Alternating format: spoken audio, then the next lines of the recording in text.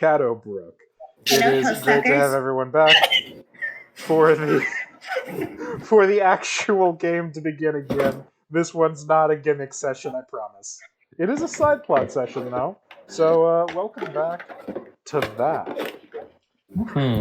Made by a lovely GM. Man. Beautiful.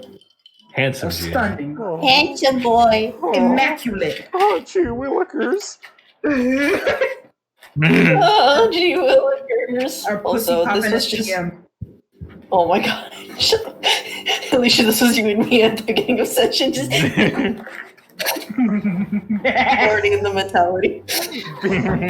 Being gay, doing crimes. You already know. Okay, so you guys at the end of the last canon session, technically a very Wimbledon New Year's was canon. It was just like outside of the timeline, kind of. So you guys do still have the Prince Wimbledon is my boyfriend t-shirts. Yay. Molly wears it as a PJ top. Oh my god, I believe it. So at the end of last canon session, you guys were just leaving the town of Pleasant Valley, though, well, it wasn't pleasant, nor a valley. It wasn't even a valley. It was mostly three horrible hags, one of their enslaved thralls, and Arya. Both the thrall and Arya, Frederick being the thrall, is... Both of them are now in your company as you guys head back towards the town of Shadowbrooke. Yay. It is quiet. There is a very good reason why I did not play through this bit last time on Shadowbrooke, because this is a bit of a somber moment still, and it would be a bit incongruous to try and play through it all in rhyme. So, as you guys start heading out of the deep woods, these two are just dead silent. They're still taking it in. Can Molly hold Arya's hand? She absolutely can. Okay. Molly will hold hand and kind of just like pat every once in a while. Arya seems to still be in shock, kind of. So she definitely seems like she knows. Yeah. As for Frederick, he's just kind of marching on with a look that is difficult to place between grim determination and genuine relief. Like he's not really sure if this is real yet. Ramiel is just walking beside him and occasionally looking over, see if he's okay. He's at least able to stand on his own power and doesn't seem to have any problems with stamina. So, that's good, given that he was standing guard for who knows how long. But finally, you guys do reach a logging camp at the very edge of Shadowbrooke. And as you pass over towards the bridge back into town, you get a couple weird looks from the various people staffing the camp, because a couple of them did see you guys heading out towards the deep woods, and really, coming back with more people than you left with is not something that commonly happens there. Yeah, you said by the logging camp, okay. Finally, after a long journey home, you guys managed to return to the gates to find Captain Aurel Charbonneau looking over the edge at you with his kind of squinty, eternally glaring eyes. Who approaches Shadowbrooke's gates? It's just us. We're from the Bone Crusher Adventurers Guild. We bring back 2 people that that were lost for a while. He nods towards Arya, seemingly understanding, but he kind of lingers on Frederick, like, and him. It's a complicated matter. His name is Frederick. He is a refugee. And little bit you fucked see up. Arl sort of duck behind the rampart for a moment, and you hear very faintly the scribbling of like a quill in a book, and he looks back over. All right, you may proceed. Thank you, sir. Thank you. The gates of the town open up, and you are free to head in. Arya, like, visibly relaxes a bit when she's finally back inside the walls of the town. Though Frederick still seems a bit on edge. And finally, after about 3 days since you guys have left, like I think you have slept twice since you left. Yeah. You finally return Arya to her home, to the Heaven's Glade Tavern. You guys head inside, and Valent is still kind of like sitting behind the front counter. Normally, this would be about kind of like the lunch-ish hour. You know, plenty of pub food, drinks, that sort of stuff. Yeah. And it is not. The place is dead quiet, even though there's people like still sitting around.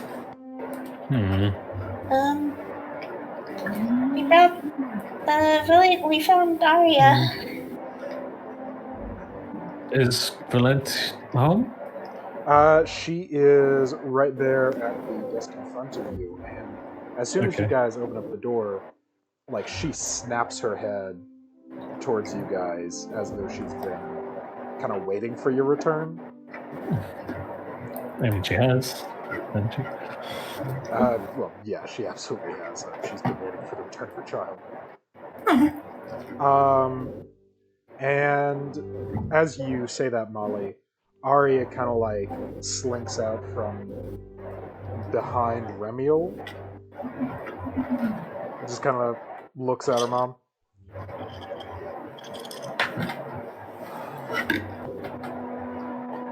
Okay. Valent doesn't seem to know what to say, but after a moment, Arya just sort of like steps inside and heads behind the counter, and they share a very long, very quiet, and kind of awkward embrace. Should we give them some privacy? Probably. Yeah. We should probably go to Carolus and explain what happened. Maybe set up Frederick. Right. Before you guys do like close the door and head out the inn, Valent looks up from Arya to give you guys a solemn and very, very thankful nod. Molly gives a thumbs up back. Just like finger gun. Yeah. Vanessa kind of just gives like a half nod, half bow, kind of. Yep. No problem.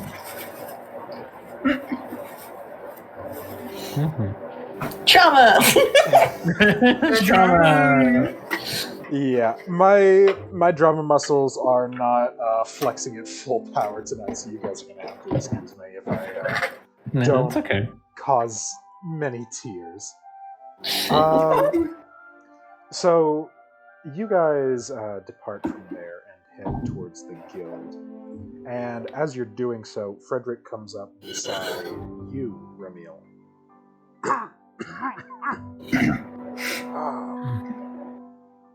You mentioned Corollas. He is your boss.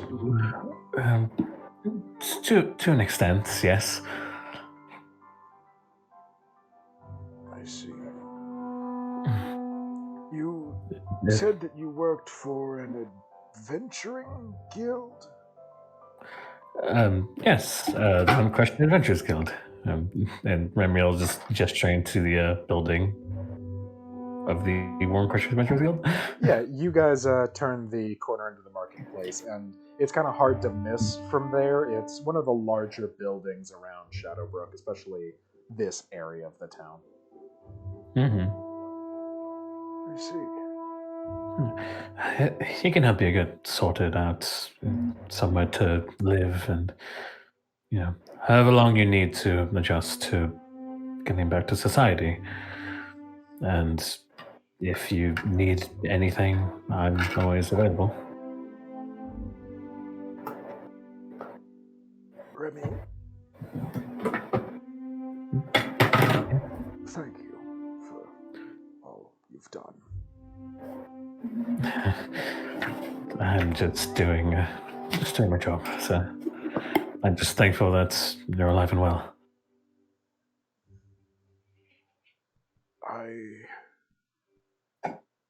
Well, to be honest, I wasn't sure I would be, but I am glad you came in time to make sure that I was.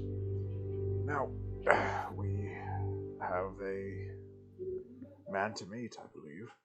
And you guys head towards the hall. While we get there, Molly will just be like, by the way, he talks a lot, so get ready. Once you step inside, actually, the place is a bit more bustling than usual. You see Kalina sort of holed up at one of the tables, hanging out, currently restringing one of her bows, you think. And for once, Gazella is actually downstairs and, talking to Balbus on the far end of the room, who is still, firmly ass-planted in his rocking chair near the fireplace. Corollas is currently talking to someone you haven't seen before. This very tall, kind of dark olive-skinned woman, who, on her back, carries this huge-ass curved sword. Strong woman, no. Strong woman, you say? Her garb does not look like she's from around here. Looks more like maybe desert-ish attire. The sand level. Plus, plenty of bangles and talismans and stuff like that. She's very stylish. And Corollas and this woman continue to chat for a bit before he manages to pick you guys out now that you have entered the guild hall. Oh, Molly's absolutely jumping up and down, by the way, to get to his attention. I was wondering where you guys were. We fought hags. I'm very sorry to hear that. There was a hag back at Sunrise Canyon the one time I went adventuring out there. Anna's hags, ugly, but surprisingly strong. You find any of those? Yes.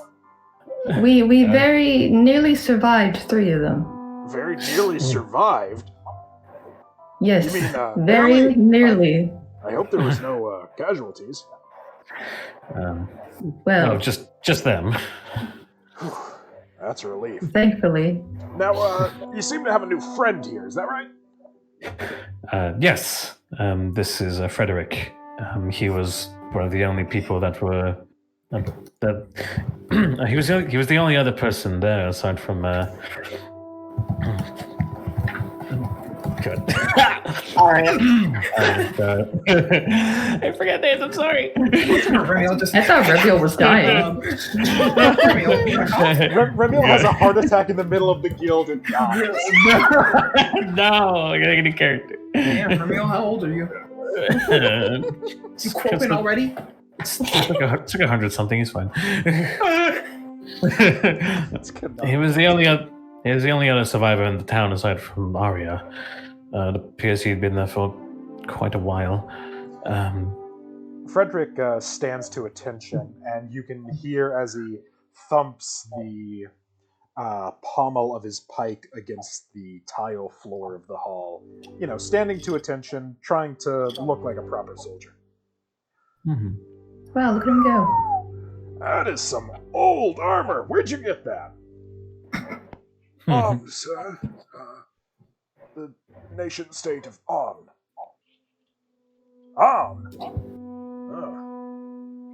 Yeah, you're really not from around here, huh?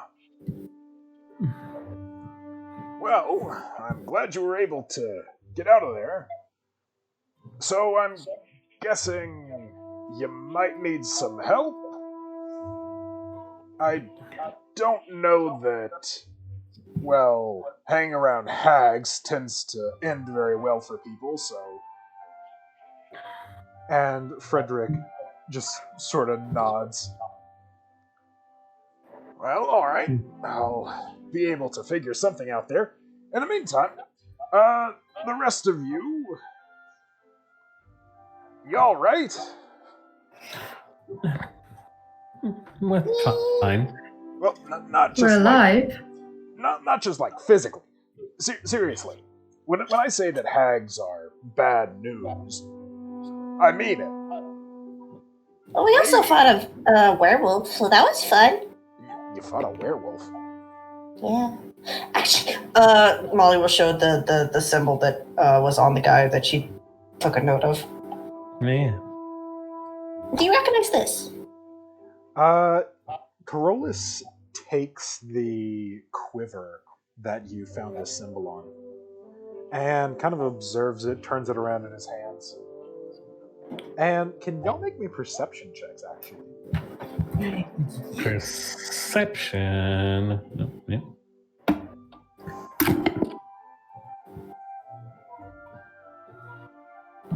I clicked it.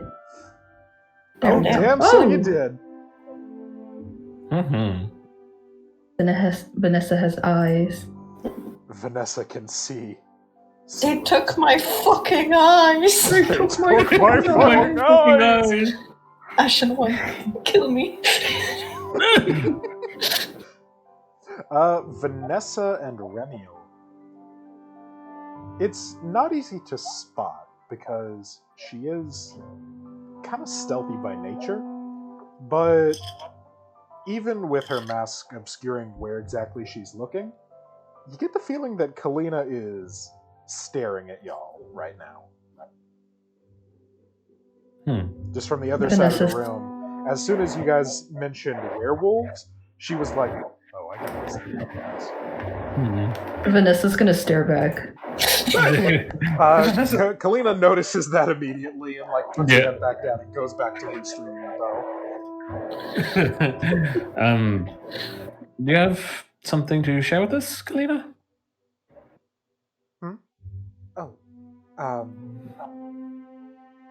And she kind of fumbles with her bow for a moment before Carolus actually looks up from the quiver and over to her. Oh, Kalina! Yeah, would you happen to know anything about this?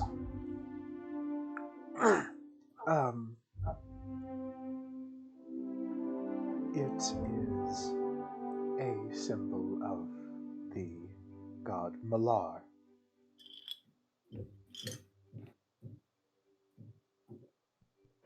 Werewolves have gods? The god of lycanthropes and brutal nature. Oh. Sounds appropriate. And she's actually generally pretty stoic. You see her kind of fidgeting with her hands a little bit as she's talking about this. Are you okay? She's Yes. probably a werewolf.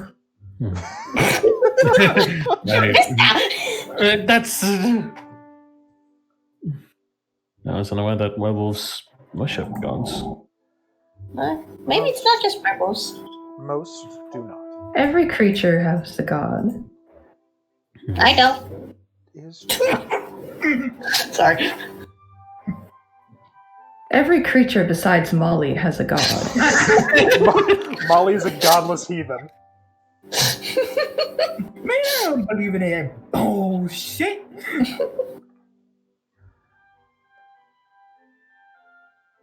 So, yes. I am sorry to interrupt. Oh, it's no problem. Anyway, so yeah, this appears to be the holy symbol of Malar. You said you got this off a werewolf? Mm-hmm. We Weird. also barely survived him. Yeah. Molly's just like, yeah. She's actually kind of shaking, but she's smiling. Yeah, no, it was really scary, but fun. But Molly, you nearly got torn apart.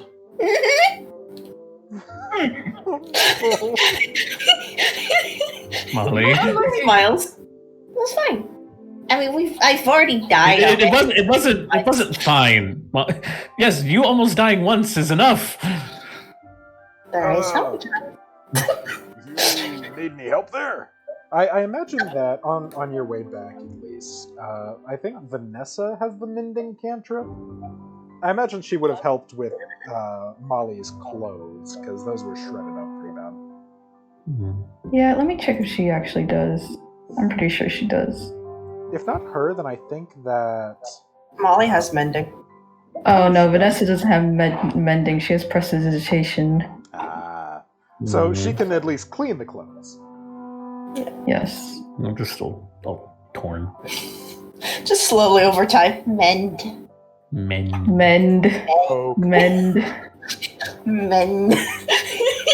Just slowly but surely Molly fixing her outfit like, Yep. Oh my lord. So yeah, you at least don't look like you've been mauled recently, but that's a relative statement. Because you do look like you still very clearly remember being mauled.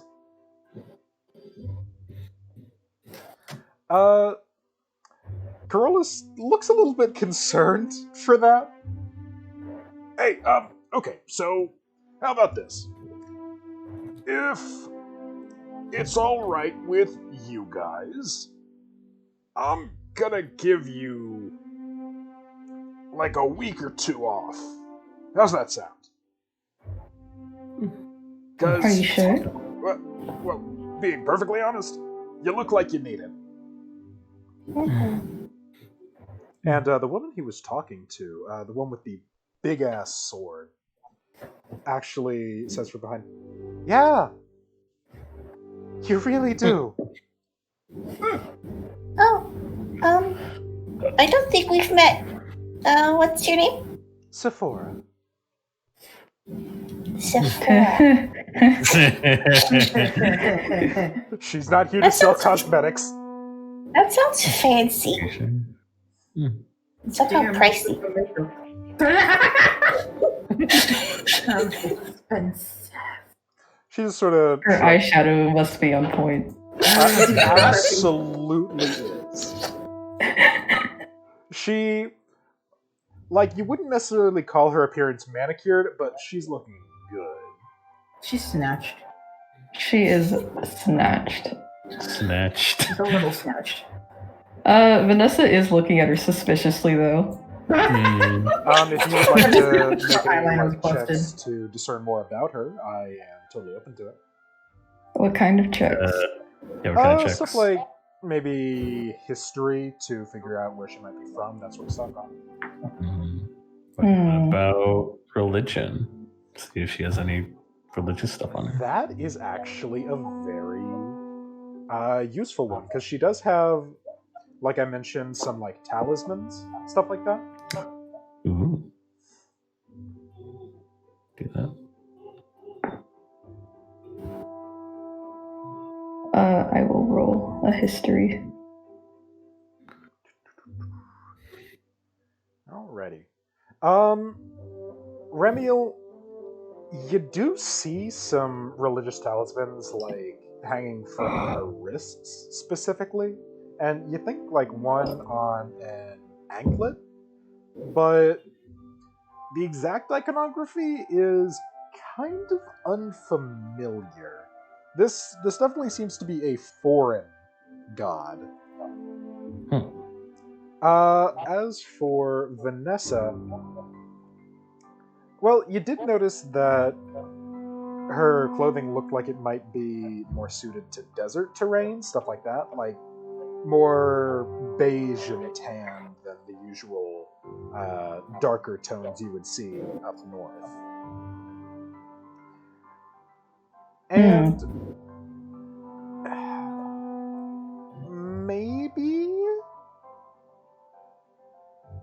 maybe Sakara?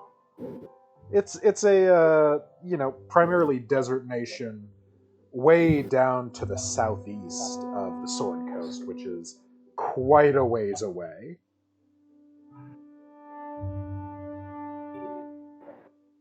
Pardon me, miss, I couldn't help but notice. You're pretty far from home, aren't you? Huh. Yes, I am. What tipped it off? Well, I couldn't help but notice your clothes seem to be of the insert country here region. That was more like a vague guess of, well, that's maybe like the closest country that fits the bill, but yeah, I get what you're going for. I forgot which country you said, I'm sorry. Zakara, Zakhara. The Zakar region, am I correct? Not a bad guess. Yeah, that's correct. Nope. I'm just out here on vacation, that's called.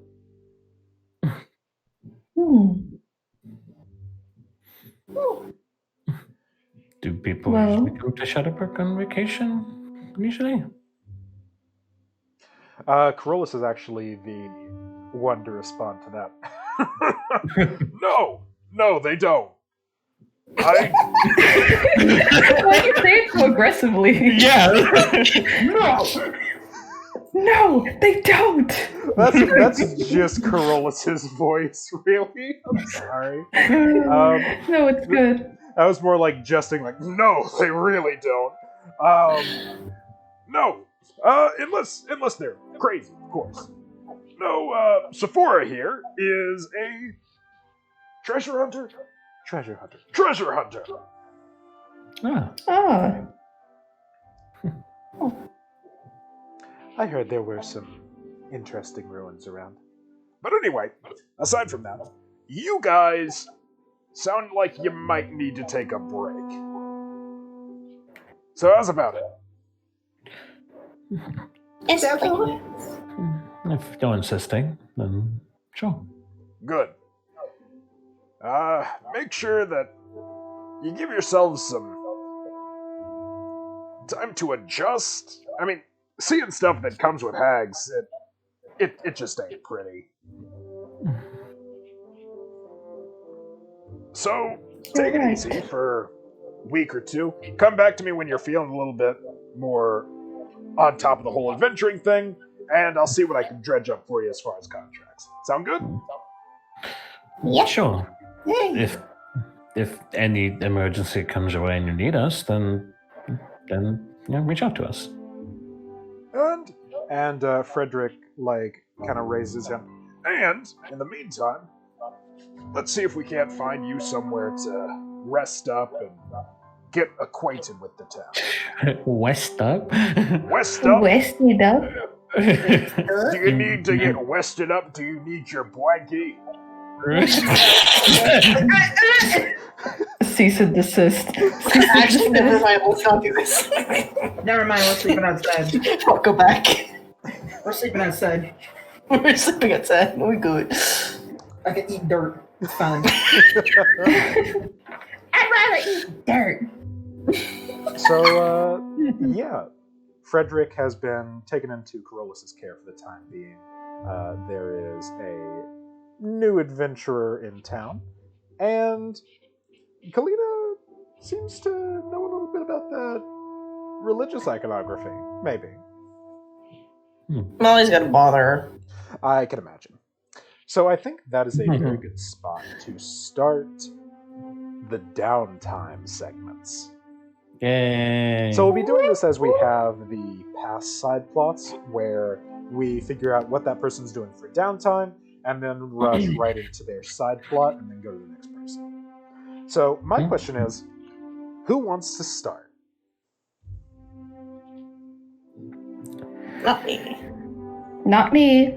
Fuck it. Oh. Lucia, you want to go first? Okay. Fuck yeah. All right, so Alicia is going to be going first. Alicia, so you have a couple of weeks to chill around Shadowbrooke, after napping through the whole conundrum over at Pleasant Valley. I'm just going to canonically say that Lucia was technically there, but she was just real groggy, you know? She's very cranky. She has not gotten her sleep. If you want some downtime info for Lucia, how she was resting up, the group will just see glimpses of her, and she's wrapped herself in her hair in a cocoon and just will come out for water or the bathroom once in a while and then go back to sleep. Oh my lord. Adventuring takes a lot out of her. Mm-hmm. Right. Babool is wrapped up in her hair as well. So, you spend your time just kind of chilling, really. Just trying to get some rest, get acquainted with, the fact that you almost slept through your friends dying. That sort of stuff. You know, the good shit. The good shit. Is there anything else you would like to do with your downtime? Anything you want to go out and do? We're talking today. Can we try to find that one halfling that we did that mission with? You mean tiefling? Halfling, yeah. Yeah. That is actually your side plot hook. Yay. So, yes, you can. So, you got a piece of paper from her just after the heist. You were kind of drunk at the time, because you gotta be real, Lucia's XXX reserve hits hard as shit. Yum, yum, yum, yum. But it does help to sort of fortify the spirit. Let's go find Bhavana. You finally get a chance to unfold it and see where you're going to be going. Because she specifically said, after handing it to you, okay, just go there after 10 p.m. and I'll meet you there. Just ask for my name. Mm-hmm. So you've finally gotten a chance to rest up, and you figure, all right, finally time to go learn a bit more about demonology. And you unfold the piece of paper. The name on it is The Drider's Web Tailor.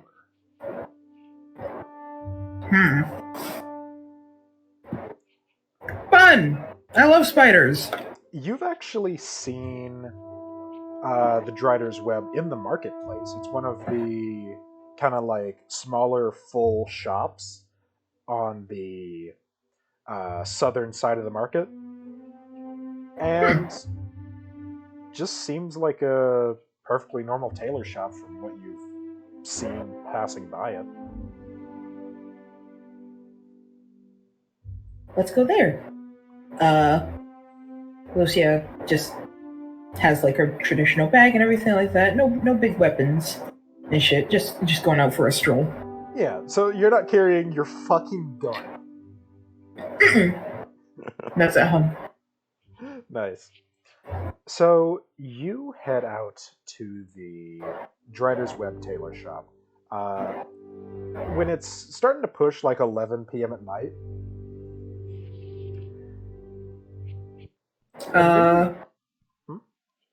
Oh, no, go ahead.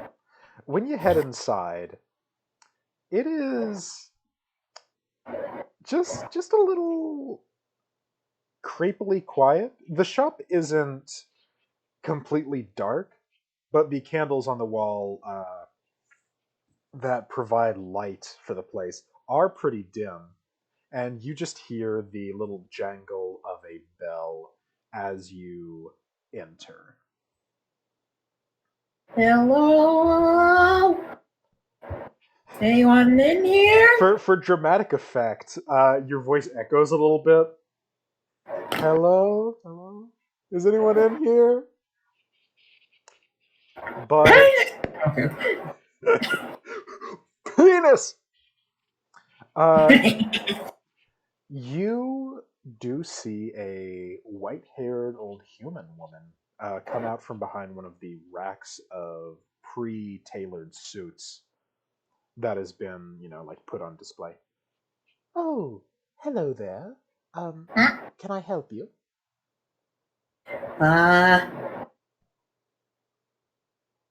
I'm looking for someone.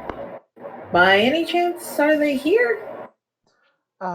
Who might you be looking for? This lady is about like standard old lady height, but seems to be standing like remarkably tall and like unhunched for someone her age. You have to guess like 70, 75, but she looks like she's in great shape. Even if she is like 5'2" tops. This granny better not kick my ass. And she is wearing a very nicely tailored suit. I'm looking for someone named Bavana. Kind of red in the face. Big fucking horns. Ravensburg? I guess. Oh, you must be the young woman she mentioned. Mm-hmm. And, What you say about me? this old lady kind of like comes a little closer conspiratorially. She mentioned that you and her had a little excursion the other night to Odilon Manor. Is that right?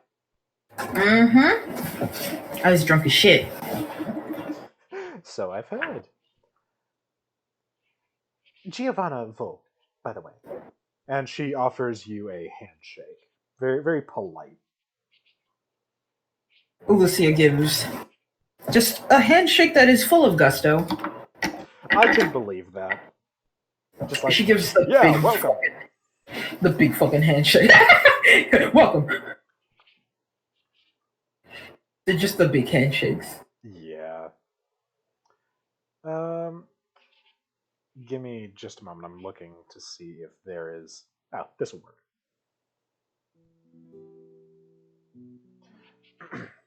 Anyway, Bhavana is currently out, but allow me.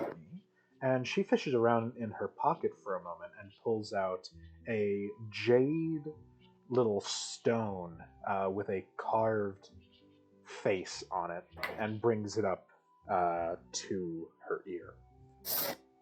Bhavana, I require you back at the Drider's Web. Your guest has finally arrived. See you soon. Sorry about that. Sending spell. Now, in the meantime, she is a bit of a truant. Is there anything I can help you with as far as getting you into some new clothes? And she's like actually starting to like move around you, kind of sizing you up. Like, what's her style? What's her fashion? Is there something wrong with my current clothes? Oh no, I actually like them quite a lot. I was just wondering if you were hoping to expand your repertoire, is all. Because as I recall, Lucia does have kind of like a big, not frilly necessarily, but voluminous skirt. Yeah. Yeah, like she looks like the type that would at least have a healthy respect for fashion. Not really, but she could use some fucking tips. Fashion? Mm-mm. So how does she respond to that? I mean, I guess I could use some new clothes. What you got? That's what I was hoping you would say. All right, let's Fashion disaster. Now, usually, most of my stock is reserved for more pedestrian purposes, aristocrats. Occasionally, some work clothes for the more affluent. But, and she sorts through a couple of racks of clothes, and finally, with a little she shoves one aside to reveal a rack of leather. What's the word? Like bodices that seem to be formed hard leather armor that still manages to look pretty fancy nonetheless. All right, so perhaps pairing something like this. And she heads to another rack and picks off a jacket that has this very heavy, like, cotton padding all along it. So this is a gambeson. Now, I'm not sure if you are currently attached to your whole color scheme there, but I may be able to make some adjustments to this to get you looking proper. And she kind of looks to you for your opinion. I mean, I guess I could use a different color. And she kind of just like looks around in like a nearby mirror. And Giovanna comes up behind you in the view of the mirror. Well, with your skin tone and your hair, might I suggest dark green, perhaps? Now we're talking. Now we're talking. I imagine that she says it in exactly that tone. No, but it'd be funner if you did. Now we're talking. That's what I love to hear. All right, let me see here. So, I must confess to you, Bavana has been talking about you quite a bit. She seemed rather interested in your performance the other night. Well, what, if I might ask, is your opinion of her and the deal that you two got together? As I recall, it was something to the effect of helping her with that excursion, and she would help you with some demonology? Yeah. At first, she was kind of just sketchy. You know, met her in the whole alleyway and everything like that. But, I don't know, she seems a little bit trustworthy, as much as I could say. That's Bavana for you. She is something of a handful at times, but I'm glad that you have come around to her. So, what did you think of the, well, little heist?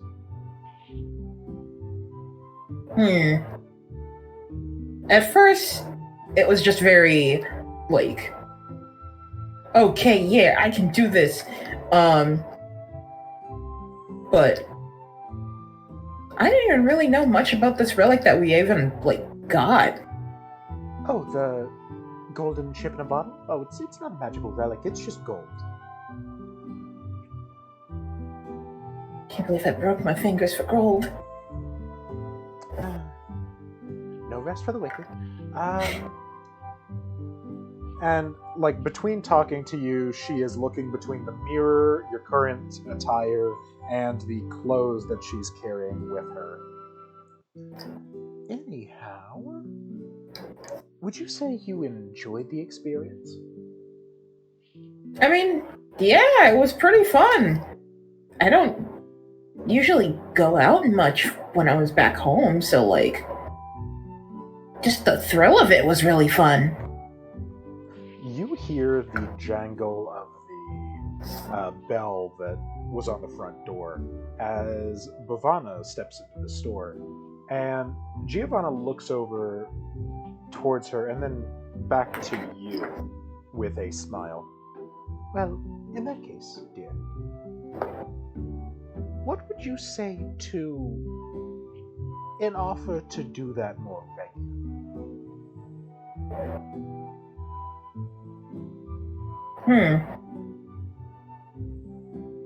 I mean, hell, if it gives me more information, I don't see why not. Oh, well, perhaps, but also just, well, fun and profit.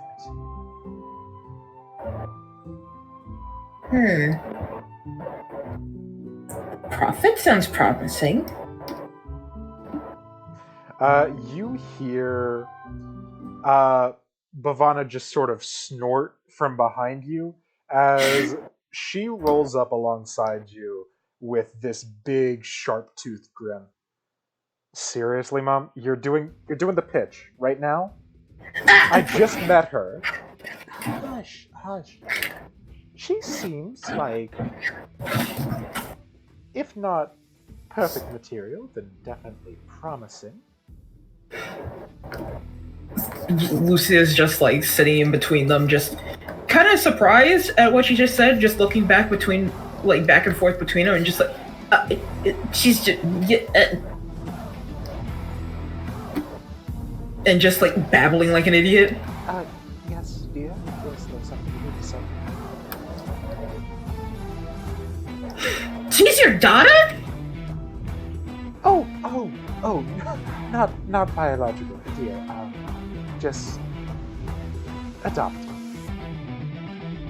Huh.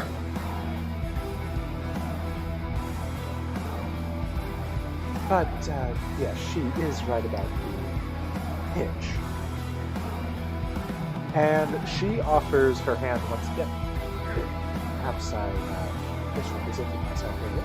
Giovanna Philip, representative of the Shadowbrooke chapter of the Thieves Guild. Thieves Guild, eh?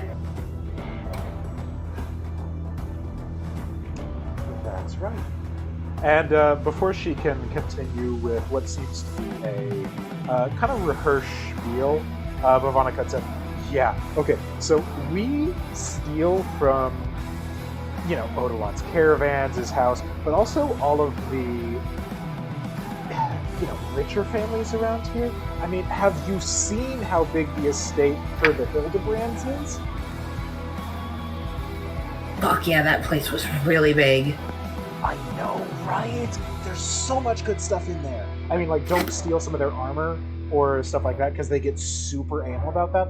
But otherwise, I don't think they even pay attention.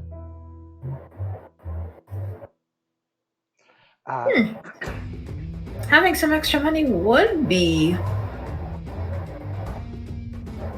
kinda nice. That's the plan. Bhavana, you can.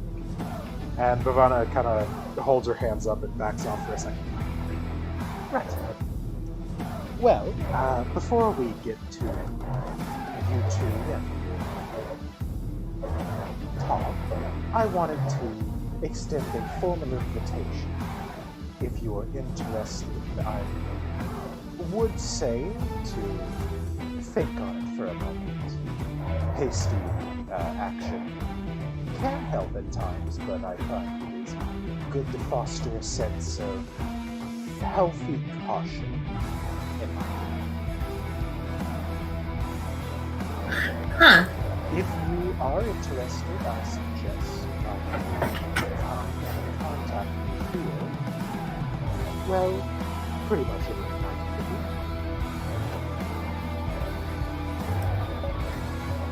I'll take some time to think on it. I will be excitedly waiting for your answer. Oh, and, dear, Lucy. Hmm? I don't Yes. have to tell you that tomorrow, right? No worries. My lips are sealed. Good. I haven't been able to assume that for a while, but, bit of a problem with the half town. Anyway, let me go see what sort of stuff you have for our dyes and the overcoat for your garrison. And I'll leave you to it. And she heads off towards a back room of the store, leaving you with Bhavana near the mirror.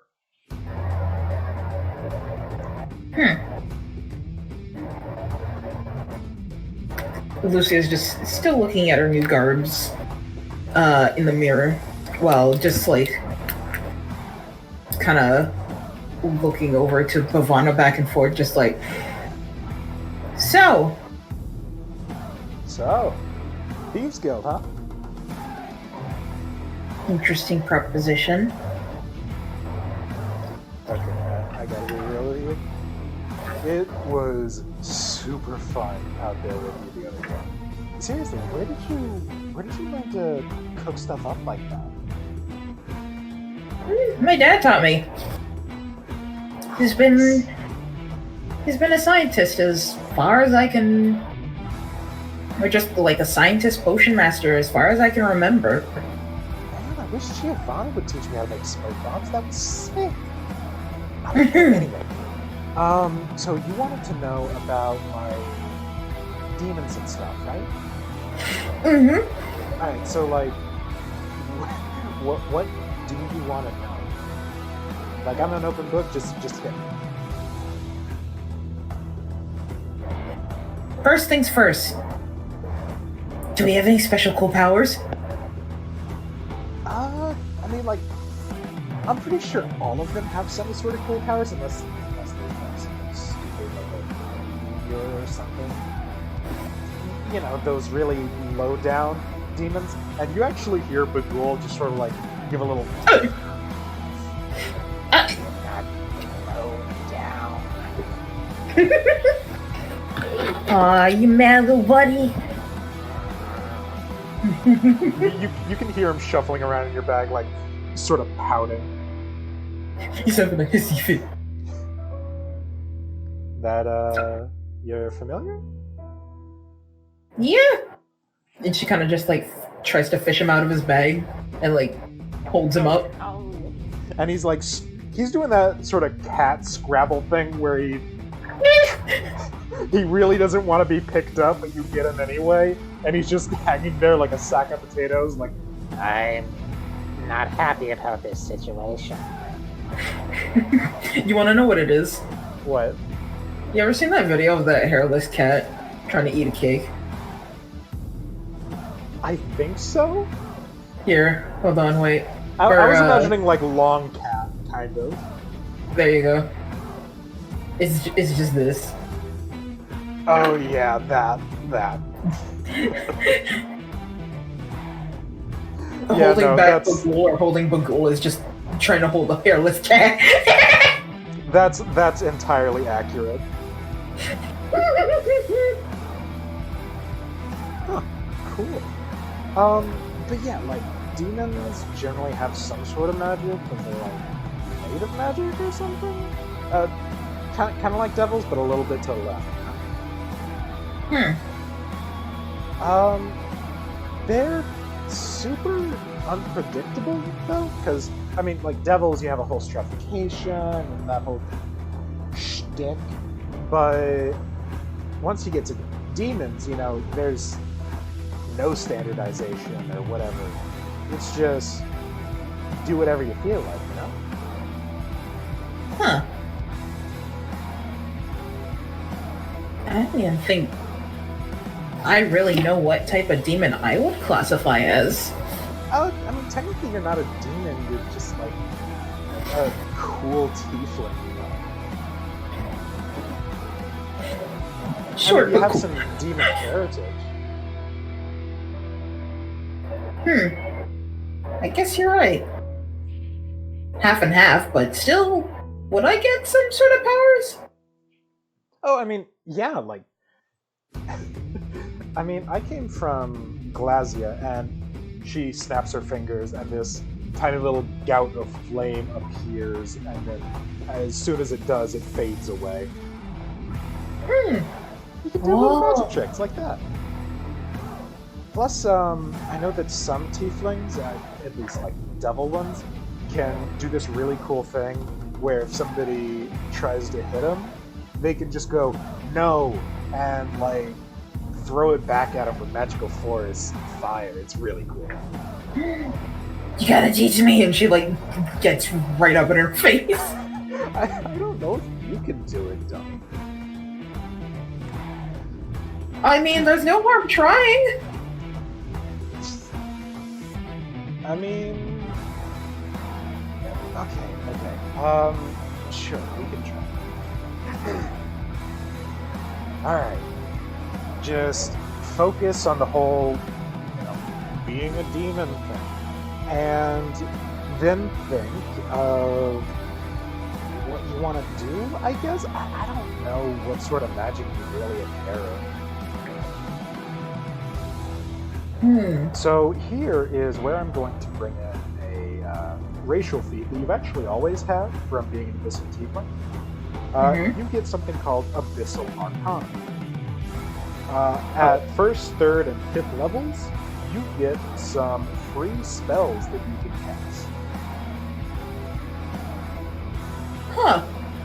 cast. Specifically, you roll a 1d6. You roll a 1d6 3 times every time you finish a long rest, and you get your spells from a chart. You are entirely unpredictable. Yeah! Alright, Babies for powers!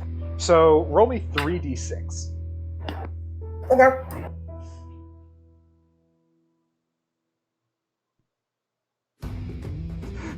Lucia becomes a criminal. Ramiel, siren noises.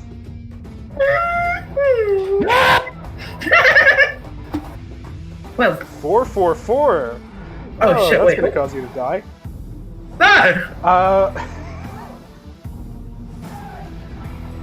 You get. Give me just a moment.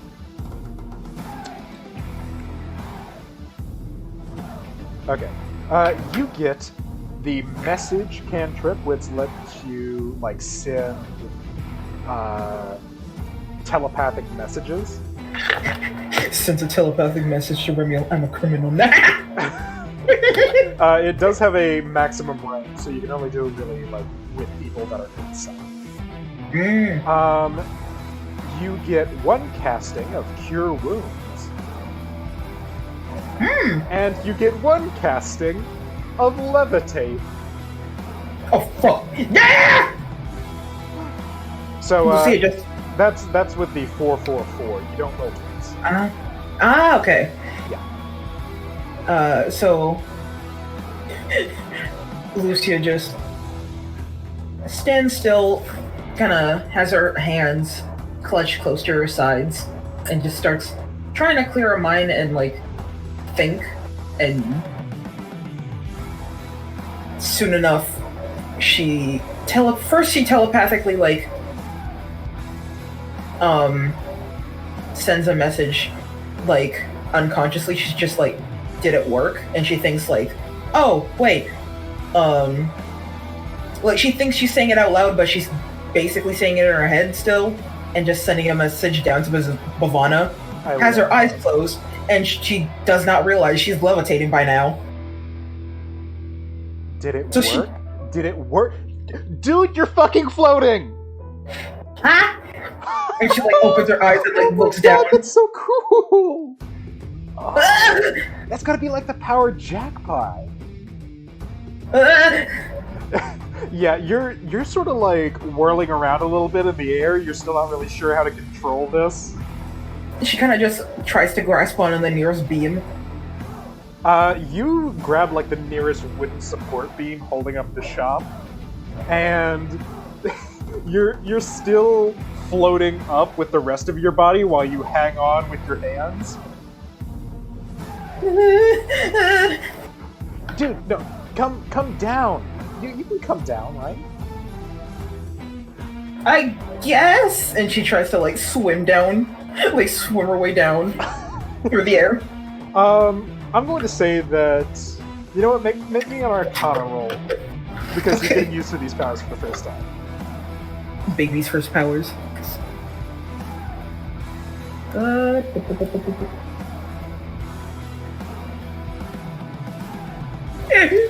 Yeah, you try to swim down through the air, and you do end up figuring out how to go down by turning the spell off. So you Crash face first into the floor. You fall down onto the floor of the store, and you take 1d6 falling damage. Ugh. You take 2 falling damage. Well, there's where the You just cure like fall wounds flat comes in. too. It is not graceful.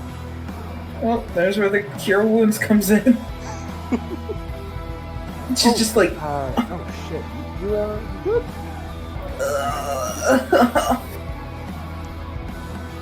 Lucia. You gonna get up? and she like sits up on her knees. Did I do it? I mean, you floated, and that's really cool. I think you might have like a little bruise right there, like on your forehead. Well, at least I could just do this. And she kind of just like shakes her head, and her hair falls right where the bruise is, so it kind of covers up. You know what? Just because it's stylish, I'm going to allow that to be the somatic component for Cure Wounds if you want. Woo!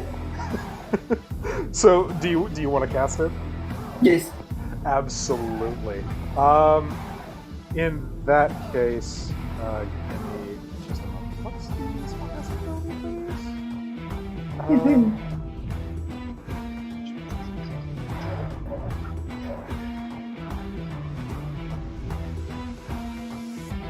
I'm not actually sure.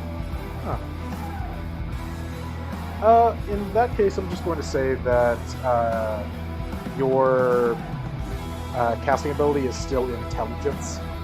So roll me 1d6, or is it 1d8 for Cure Wounds? For cure wounds? Let me see. Spells. Cure wounds. Shit! Yeah, 1d8. So roll me 1d8 plus your intelligence. Okay.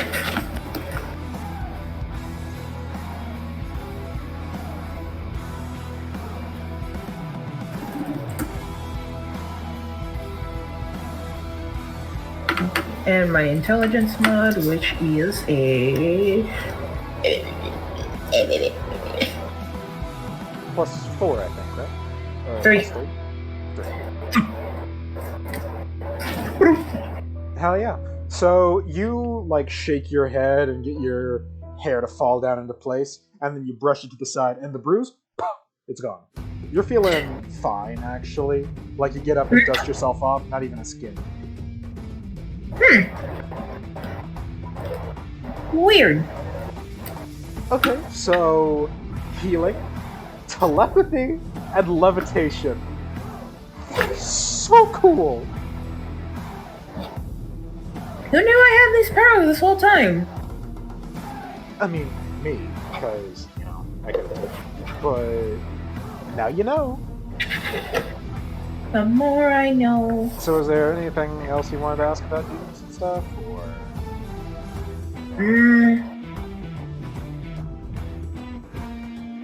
Not that I can think of. weren't you planning to ask something about, like, your biological dad? Yeah! Shit! Yeah!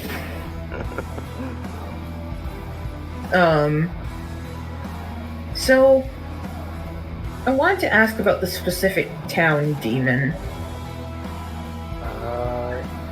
I mean, you can ask. I'm not sure I'll necessarily have, like, an answer, but shoot.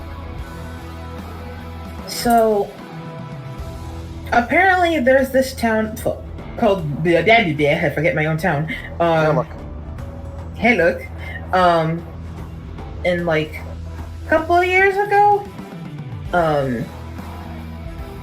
roughly 20-something years ago, there used to be some powerful demon that was roaming there. Huh. Like the whole blood conquering sort of demon? Or... According to my dad, he was a fortune teller. Wait, a demon fortune teller? Mm-hmm. Well, I can't fault him for style points.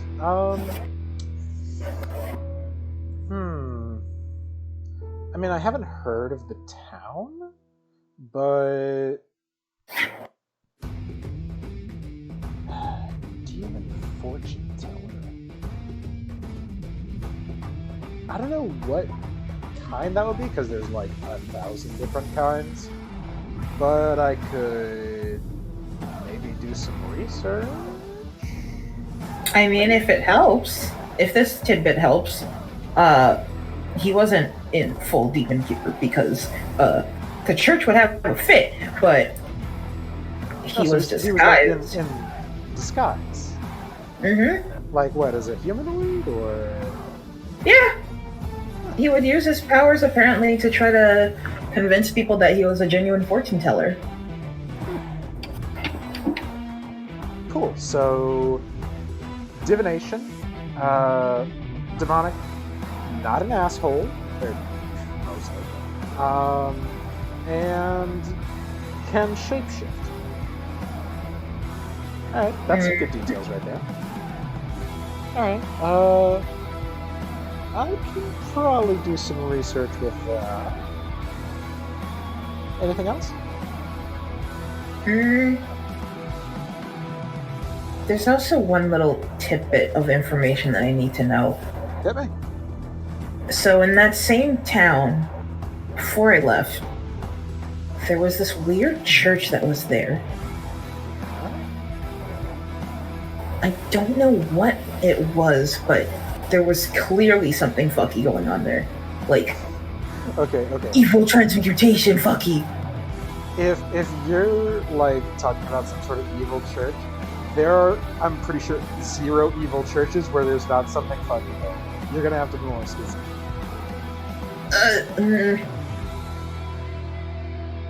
I saw a body, I think. It was like it was just like this giant monster that just came from the woods and just chased me out.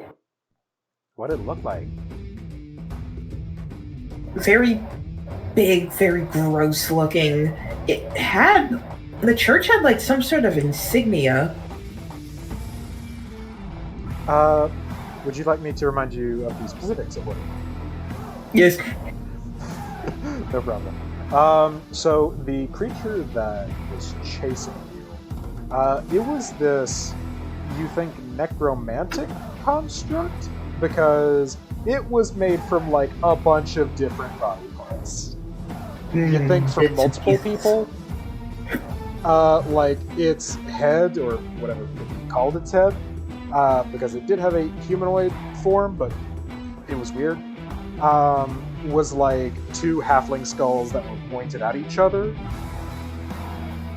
And it had like meat hooks on its arms. It was nasty.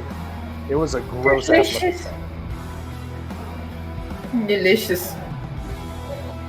So I'm guessing you kind of described that to Bhavana? Yes.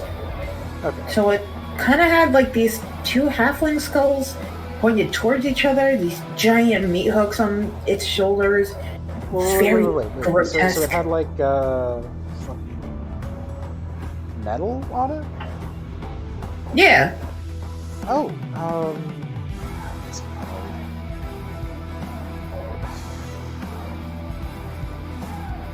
So there's like this one type of devil that's super into body modification and stuff. Like, you know, putting metal where it's not supposed to be, that sort of stuff. Kneeling piercings? Think like piercings, but way too much. They're called Titans. I think some people call them chain devils. Yeah, they're real weird. They're kind of creepy, honestly. Chain devils. Like other devil types. I mean, they're just sort of on their face shitty, but I mean, you start dealing with something like that, it's like, okay, you don't have to be that gross about it.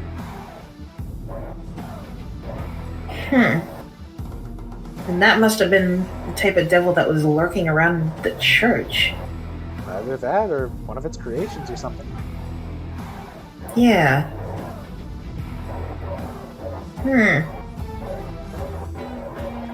I gotta know what happened back there. Beats me, but I hope you find out. Because Dad, before he was leaving, he doesn't remember anything that happened before that event. What, like, nothing? Like magic and shit. Just nothing. Nothing.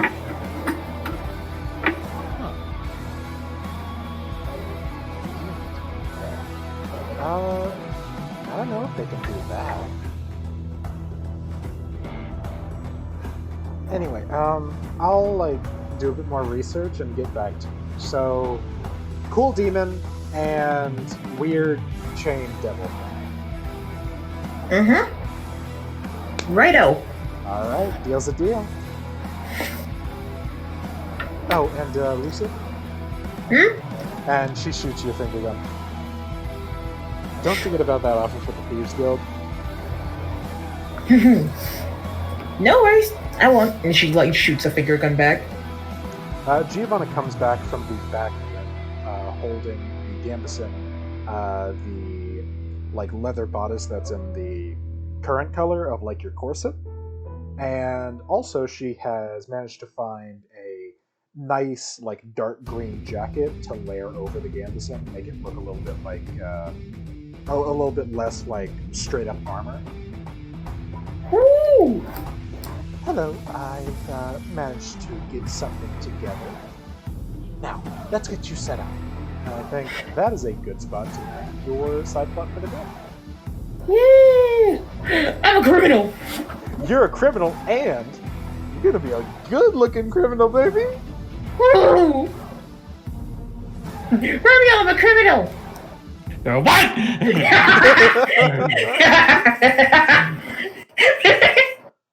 No, it's like, oh, that's nice. You're what? Wait a minute. Ramiel turns into Oscar Proud. You're Oscar Proud! Yells like it. Oh my god. Who would like to go next?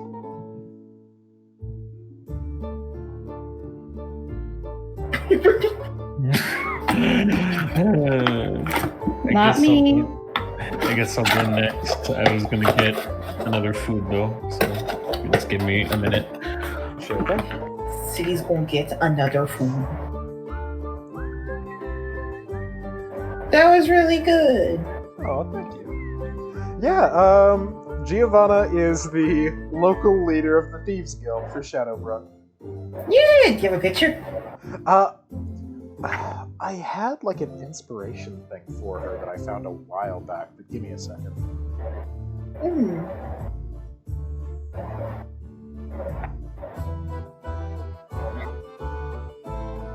I love my friends and their cool concepts. Yeah, Bagul is just hairless cat texture. I can believe that. Hairless cat texture. It's just this one. Here you go. It's just this one TikTok. Hairless cat won't stop trying to drink paint water. Keeps showing his raisins and butthole. This is kind of what I had in mind a little bit. A little less fancy, but just about as stately and good looking in a suit, you know? Ooh. Stylish mom. Fuck yeah. Crime mom. Crime mom! Crime mom! I am absolutely not shocked whatsoever that Lucia would choose a life of crime. It does not shock me in the slightest. I'm a criminal!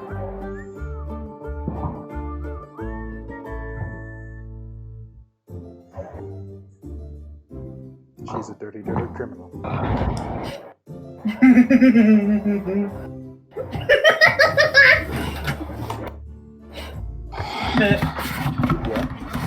I want you to please look at that TikTok while we wait for City. That is just Bagul while Lucia's trying to work.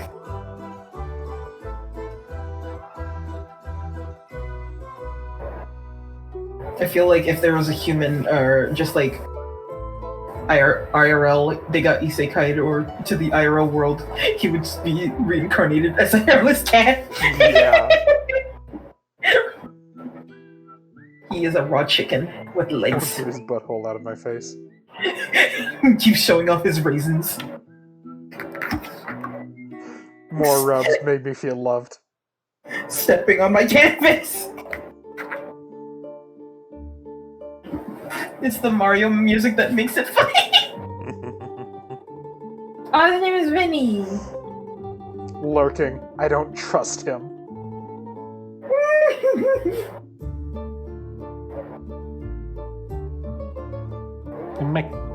Welcome back. You all settled in, ready to go? Mm-hmm. Excellent. Ready.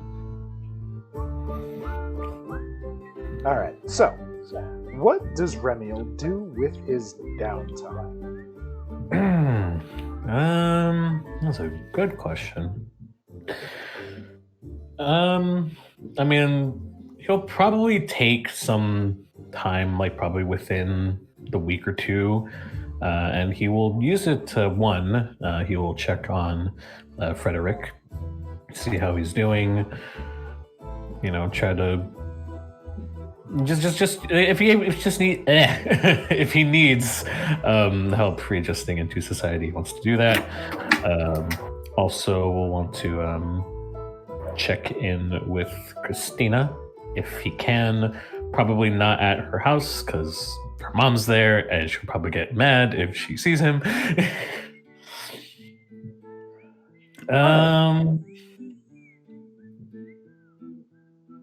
And yeah, I want to say that's probably what he'll do. Alrighty. So let's do the Frederick thing first. All right. And probably like another side thing is probably write a letter to his mom there. That sounds wonderful. Yeah. Probably during the. Sorry. Go ahead. So you. Well, finish what you were saying. I'm sorry. That like he probably would have sent the letters sometime like right before everything that happened with the last session for that holiday. You know, since it was the holidays. Yeah, wanted to send a letter for that occasion. Yeah, I can believe that. Mm-hmm. All right, let me change the music here to something appropriate. Mm-hmm.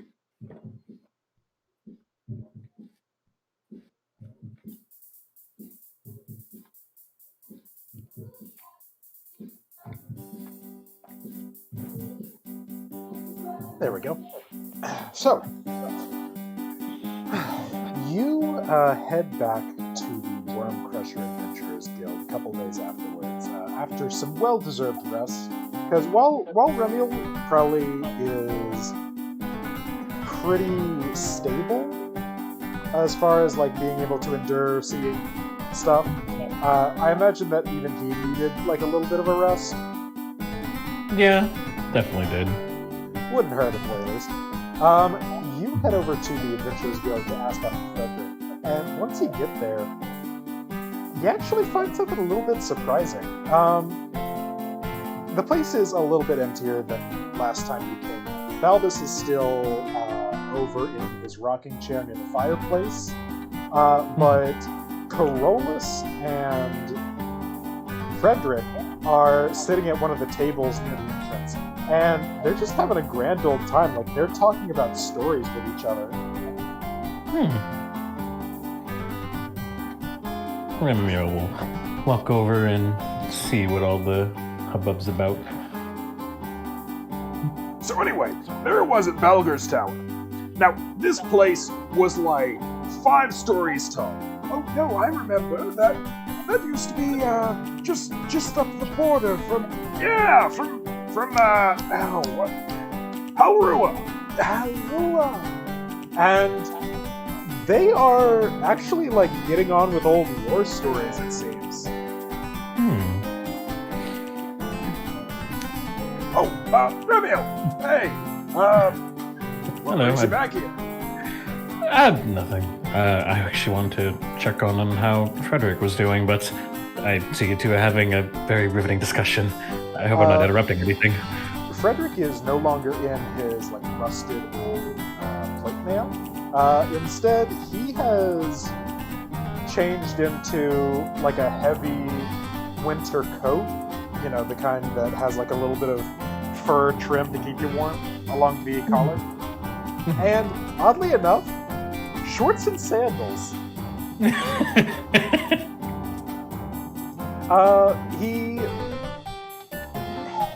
He does have a bit of a smile, but it's kind of one of those like he's not getting as into it as he could be. He's still a little bit fucked up, but he's at least having a good time right now. Well, it's been a couple days. I've been able to stay here for the time being. That one fellow upstairs actually makes for quite a pleasant roommate. Upstairs. You have been here before and walked around for that. You know that he is referring to Lucia's dad, actually. Mr. Hunterpin. Hey. Right, Mr. Hunterpin, I believe it was. Lucia. Lucia!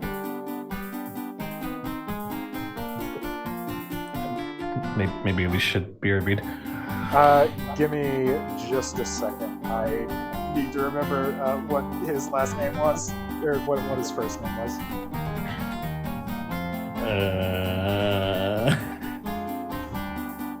I'm smart. I'm good, GM. Promise. It's okay. Levi Dragos Hunter. There you go. First name Lucia's, last name Dad. First name Lucia, last name Dad, middle name S. They might kiss, Molly? Molly? Molly? So yeah, he has apparently been rooming with Levi, and yeah, he seems to be getting on all right.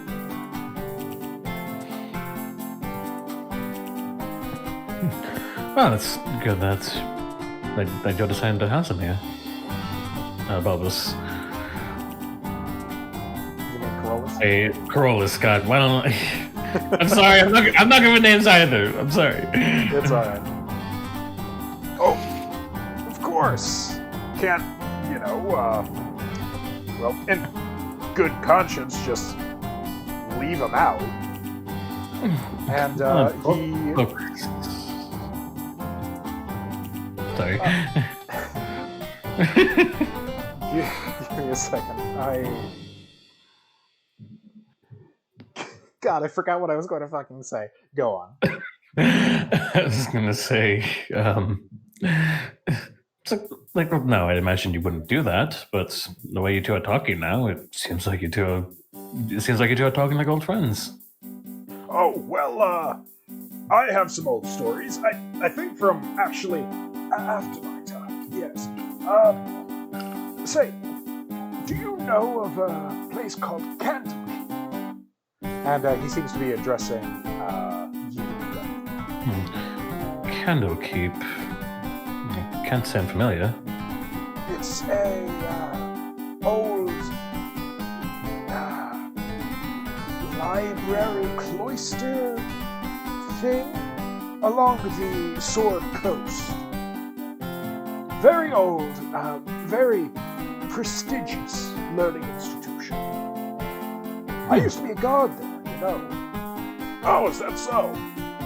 And they get right back into it, with both of them sort of talking about that area around the Sword Coast, reciting old stories of their adventuring days and their adventuring days for Corollas and what sound to be like guard postings and various military movements for fun.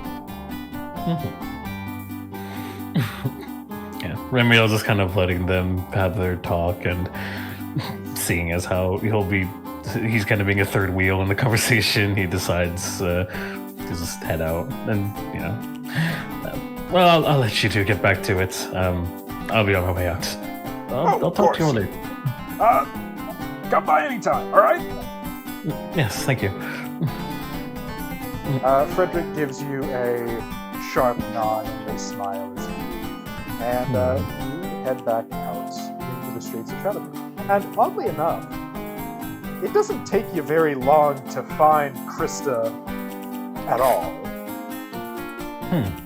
Because you find Krista, like, just about the minute you step out of the guild. Because she is walking by the front alongside Kalina. They currently seem to be having a conversation. Krista is dressed up in some nicer chainmail, not the suit of plate armor that we originally saw her in. She does seem to be holding a longsword and a shield combo. You know, something a bit more classical for a paladin. Yeah. And they're just quietly chatting it up as they walk through the marketplace.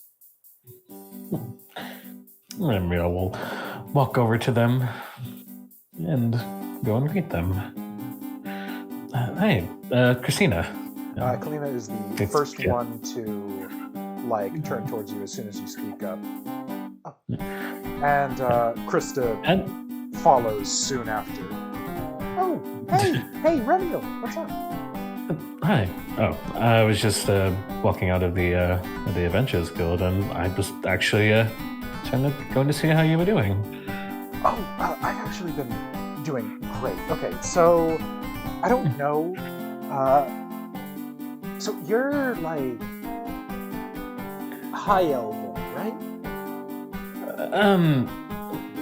No, I'm a tiefling, half elven. Technically. Well, yeah, but you said you were from Silverland, right? Yes. Yeah.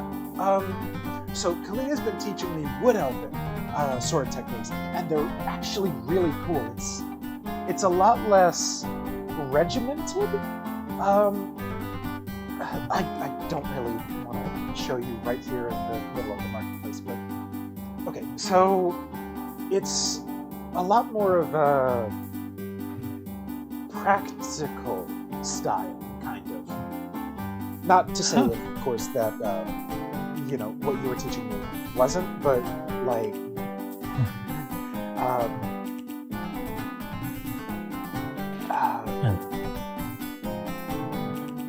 and Kalina, after Krista manages to get stuck in her words, chimes in. It is more sneaky. Clever. Yeah, that. That's very different from what I was teaching you, but I'm glad that that's something that you seem to be really good at. If you'd like, perhaps you can show me a demonstration outside of the walls. Well, and she looks back to Kalina. And Kalina, after a moment of considering it, just nods. Yes. Come, I have a relatively good spot. And she guides the two of you out of the northern gate of Shadowbrooke. And of course, you pass by Pippin, who is on watch at the time, since this is around midday. Yeah. He lets you guys through like without any trouble, like Arl would usually give you. He's a cool guy like that. Yeah. Ramiel like nods and thanks him for that. Kalina guides you guys out to a little glade, actually a bit closer towards the Millstone farmstead than the actual path leading out of town. And in it, there have been set up a couple of straw dummies, just sort of notched with a bunch of slash marks and puncture wounds that presumably have served as Kalina's kind of like personal training grounds for a while. I would offer the dummies, but why not live train? Are you sure? And she looks over you and can we go again? Sure. I'd be more than happy to help. Okay. So let me see here. And she draws her sword, gets her shield ready. It's relatively small for a paladin's shield. It's more like a bit more like a round shield, or a pavis, or not pavis, but or a bit more like a round shield than the usual like kite shield or big metal chunk that you would use in the Order of Vangerin. She spends a moment like etching a circle in the dirt with her boot and gestures for you to step in with it. Gets into a ready position. Ramiel will unsheath his sword and bring out his shield as he steps forward. If you'd like, I could try doing it without my shield. Wait. Were you working to try and, do your greatsword one-handed? Yes, and I've been improving. I'm actually a lot more comfortable with it now. Oh, then, yeah, totally. I'd love to see it. All right. Ramiel will Kalina put himself ready. raises... Oh, go ahead. They say he's just at the ready, just shield and sword in hand. Awesome. Kalina raises a hand from the sidelines. Ramiel, take first blow. She needs to work on defense. All right. Come at me. You may make an attack roll. Okay.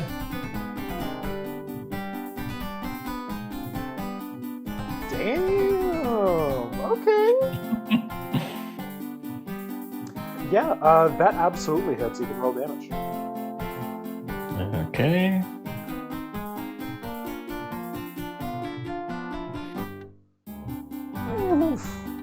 Ooh.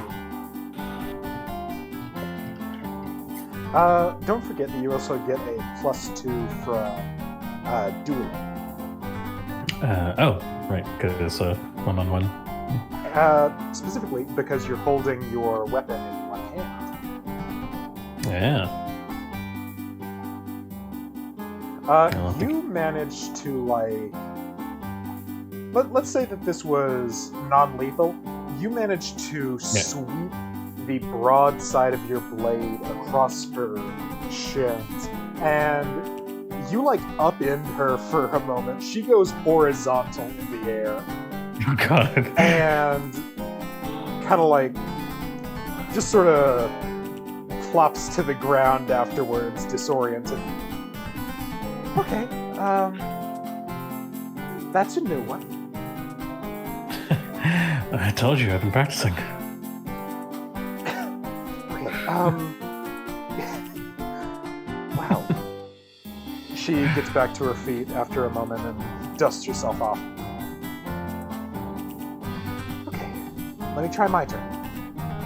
Alright.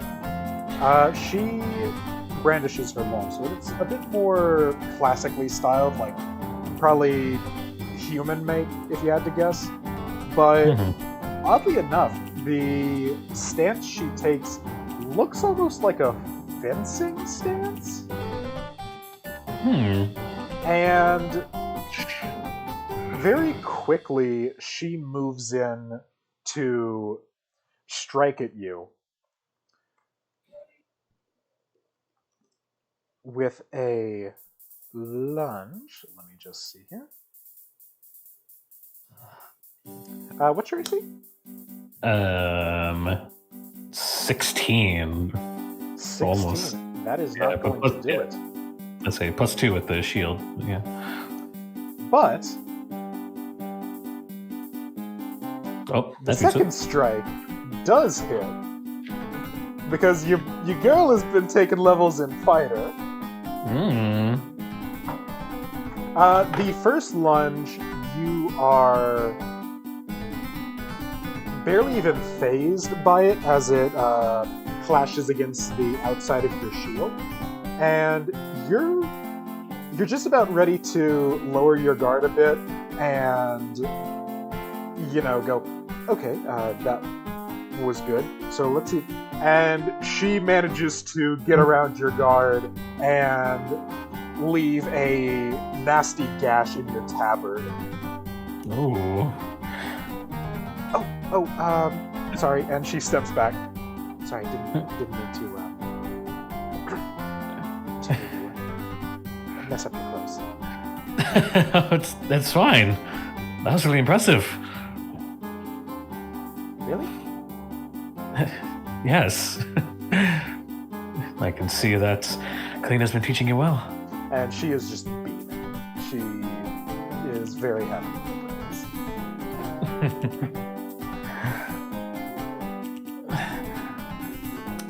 All right. Now that we got that out of the way, how about we step it up a little bit? Oh? First one. Let's see here. How about first one to fall has to buy the other dinner tonight.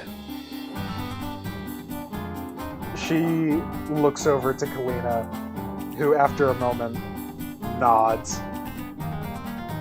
All right, deal. In that case, I'm going to ask you to roll initiative. We're making this a fight now. Yeah.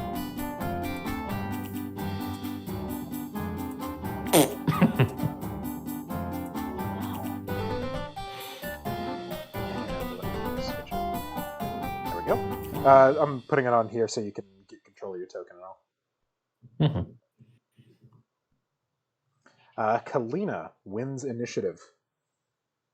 All right. Or not Kalina, I'm sorry. Krista. Yes.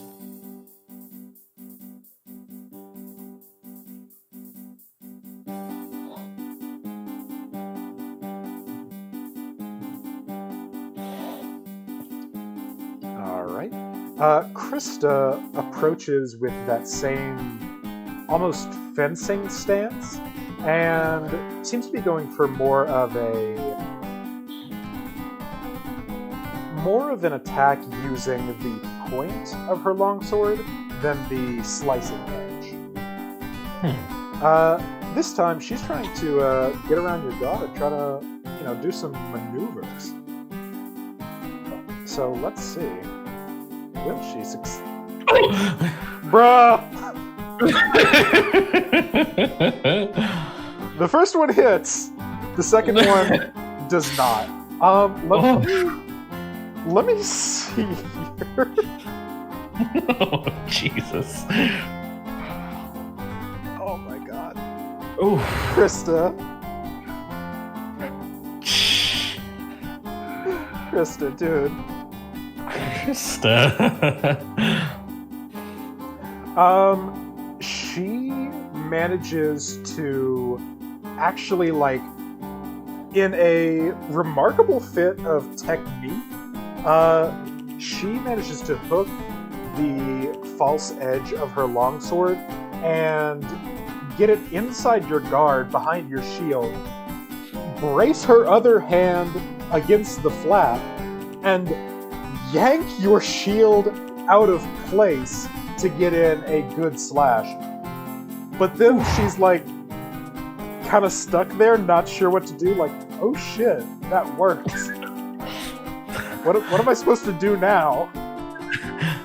And she does get a strike in, but it is not anywhere near as powerful as you would have expected. Yeah. Ramiel was genuinely caught off guard by that, quite literally. Yeah, she got some energy behind that. That was wild. Yeah. I take dinner very seriously. She kind of rolls her shoulders all right, let's go. I can see that. All right. I suppose I should keep it fair, don't I? As Ramiel is opting to not go for his shield, but rather he is going to go on the attack himself. All right, go for it. Still one-handed? Yeah, so one-handed. All right. That is going to be a hit. Roll damage. All right. And don't forget that you also get 2 attacks as well now. Yeah, right.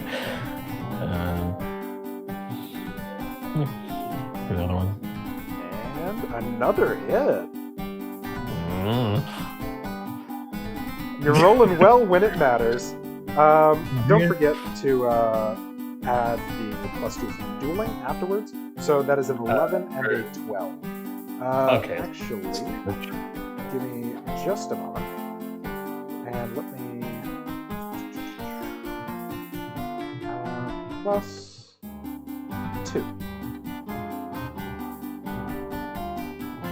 Okay. Yeah, Thank should you. work out. Okay. All right, so you go on the offensive, and it is clear that Kalina really wasn't lying when she said that maybe just maybe, defense was not Krista's strong suit, because she is taken off guard by just how much fervor you're able to put behind your strikes, especially since you kind of started to pick up a little bit of your mother's fighting style, be it with some additions of your own and adaptations here and there. Mm-hmm. And this great sword swung one-handed is a lot more unpredictable as far as trajectory and how agile you're able to be with it than you might expect. So you manage to get her in the shoulder and bat her again in the legs. And this time she stumbles, but doesn't quite fall. And it is Krista's turn once more. Yeah. After he made the hit, Ramiel just kind of comments, "You don't really have anything to defend yourself with, so you're gonna have to rely on your agility more." Hard to do that in chainmail. And she actually drops her shield to try and get a bit more power behind her swings. And instead of that fencing stance, she starts going a bit more like... Not like she's wielding a greatsword necessarily, but the stance is very similar. Her guard is right up next to her chest, with the blade held straight up vertical towards the sky. And she goes in for a nasty, like double slash around your midsection. Oh my god. Did you just hit twice? Yeah, hit twice. Okay. Damn. Damn, Krista. What the fuck are you on? Okay, 3d8. Oof. Yeah, she goes in. That's one hit. That was both hits. I rolled them. Oh, okay. No, if she did that in one hit, I would piss myself. She is actually able to do some remarkable damage. You actually feel the impact of her strikes through your armor, which is pretty impressive given that you're wearing not like plate mail, but still some very sturdy chain.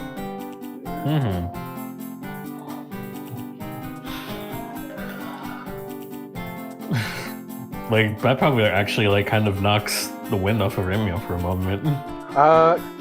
Krista fades back and gets her guard back up, ready to defend herself. Kind of, rolls her shoulders. All right, that agile enough?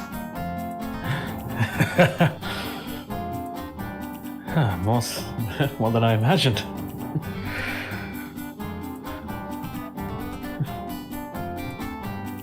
Although you always have to be ready.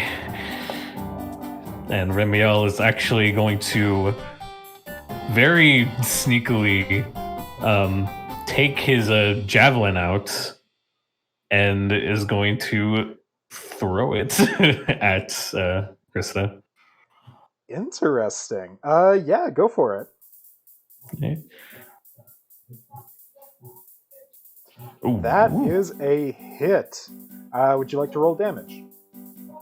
Sure.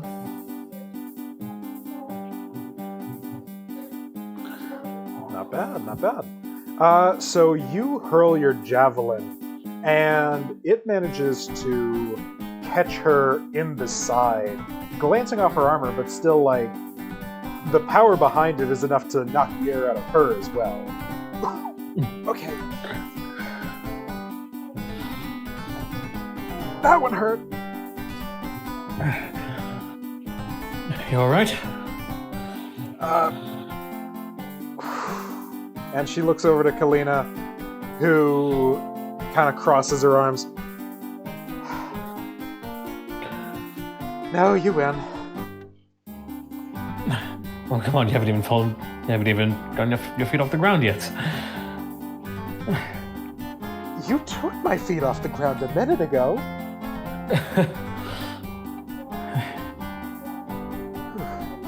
No, just one of her rules, not to get too heavily injured when doing sharps,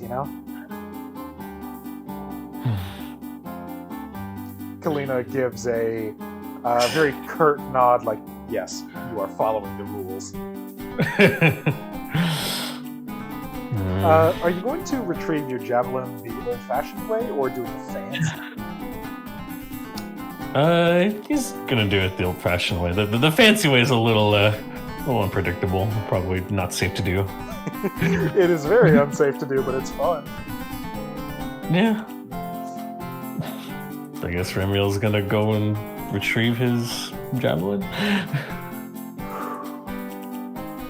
All right. Krista grabs her shield off of the ground and gets herself put back together, then heads over to Kaluna to start getting a couple of cure wounds pumped into her. Yeah. Ramiel will just put what's the word? Not sheath the spear, but retract it. Retract the spear to its handheld size and just then sheath it. Yeah, you have that little quiver on the small of your back that it fits perfectly into. Mm-hmm. Well, I guess you get to figure out where we're eating tonight.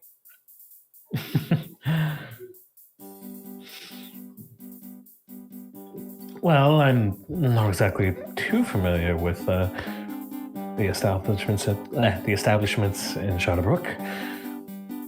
What do you recommend? Oh, let me think. I mean, you like elven cuisine, right? Elven cuisine. Generally Silvery Moon cuisine was pretty varied, a bit multicultural. Lots of, stereotypically enough, fruits, vegetables, salads were pretty popular there, along with some easier to raise in an urban area, like meats, generally chicken, stuff like that.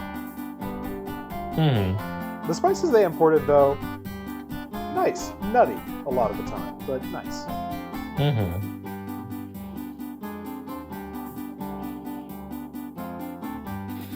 Well, there is this place at the edge of town.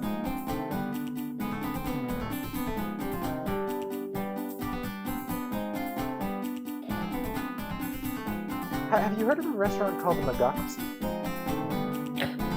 Magocracy? No, I haven't. Okay, so it's this actually really cool place that mostly does elven food, but their whole shtick is they only cook using magical flame. Huh. Yeah, it's like a whole show.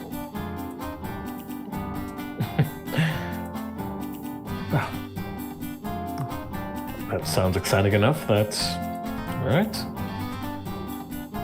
Ronan. I'm trying to think of a way to say I'm down, but I can't say that because it's not a Ramiel thing to say. Oh yes, I'm down to clown.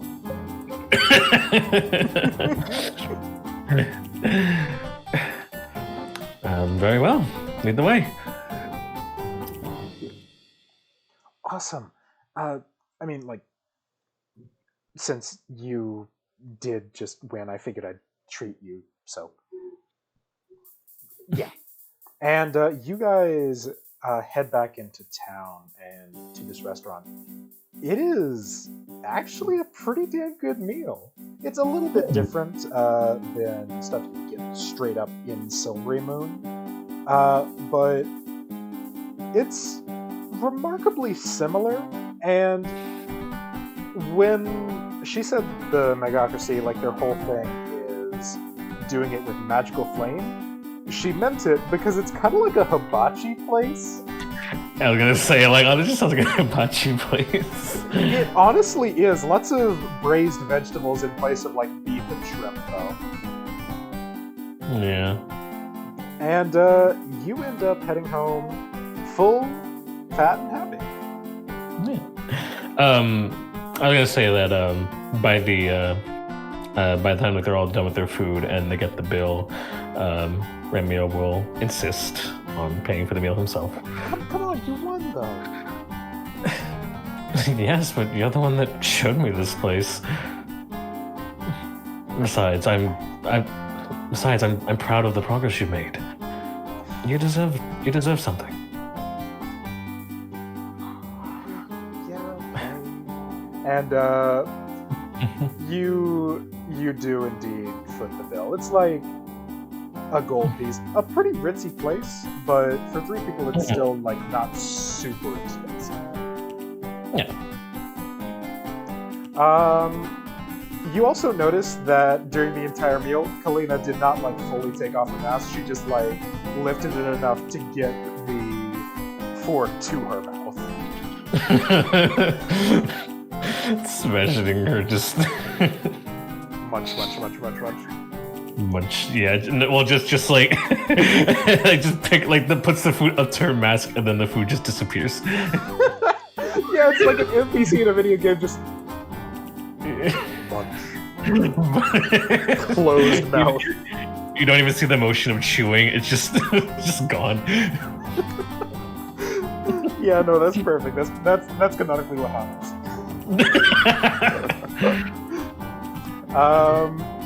So yeah, that is the state of how Krista's doing. Yeah, I was also gonna have him like walk her not to her front door because her mom would probably see him and be like big but like at least to like the gate of the neighborhood. It's like a gated neighborhood, isn't it? Yeah, you guide her back home a little bit, and Kalina actually does join you guys, but ends up leaving just about the same time. You guys start heading home the same way, and there's a bit of an awkward silence after you guys, did your parting platitudes, all that with Krista. And she just chimes in with, "She is nice." She is very well skilled too. I'm glad that she's the one teaching you. You mean me teaching her, or? Wait. Oh, right. I'm sorry. I forgot. Yes. Yeah. No, that was out of character. I forgot that it was it's Kalina, not Krista. K names confused me. No worries. Yeah. So yeah, Ramiel meant the other way around. I'm glad that you're the one teaching her. Yeah. I'm glad too. And you can't see it, of course, but you get the sense that Kalina just has a small smile under her mask.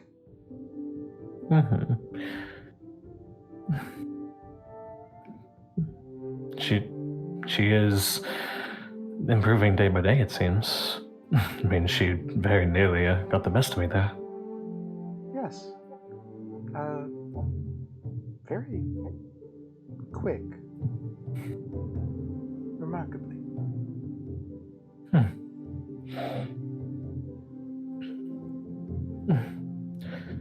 If I might make any recommendations. Ramiel will just like give like combat pointers of just like what she did well, like what she needs help improving, stuff she should do, Kalina is something of an awkward conversational partner in that she lets you explain all of that, and the only response you get in between like your thoughts is just a nod of understanding until finally you're done with your notes. I will keep these in mind. Great. Your notes on active defense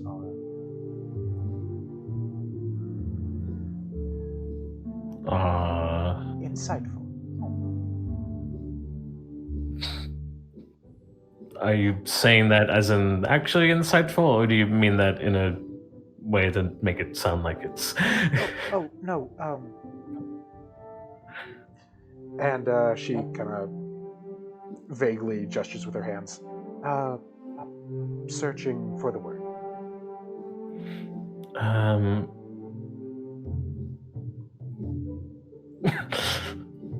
I personally don't know, like what what she means by that. She wasn't trying Like- to be like You- dismissive when she said insightful. She more meant like, Right. oh, she was just searching for the word. That's why there was the pause. Right. I understand. Sorry. That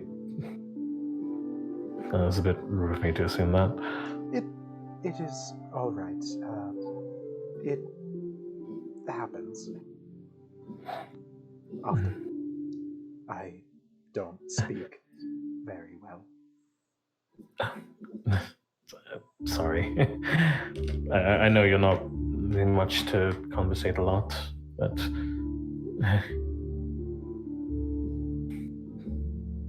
still. Oh, sorry. You were saying? This was nice tonight, though. Yes. A break is very much needed. Past couple of days have been, well, at least since getting back from the last mission, it's nice to be somewhere I can call home.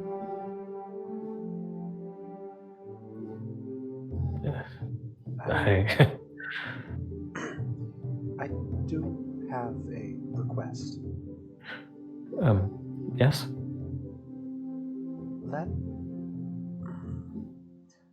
Let me know if you see more werewolves. All right. And she nods to you. Thank you, Ramiel. Have a good night. You too. And with that, you guys part ways on your way back home.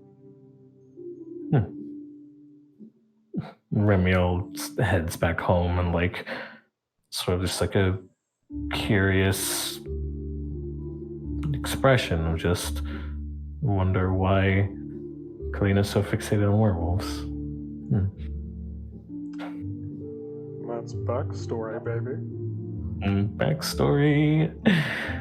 And that is where your side plot begins, because you head into the Heaven's Glade Tavern. It is about like 8 p.m. at night. It's getting on in the hours. And Now the side. come again? Saying, now the side plot starts. Yes. Okay. You head there, and Valent and Arya are there. And the like sitting area of the inn is remarkably empty. It's a very calm night here at the Heaven's Glade Tavern. As soon as you walk in, Valent is sitting at the desk, and Arya is standing not too far from her, sitting on a chair that has been pulled up. And Valent notices you as soon as you come in. Oh, Ramiel, I was actually looking for you. Did you need anything? Well, I wanted to say thank you, again, because, Yeah. you know.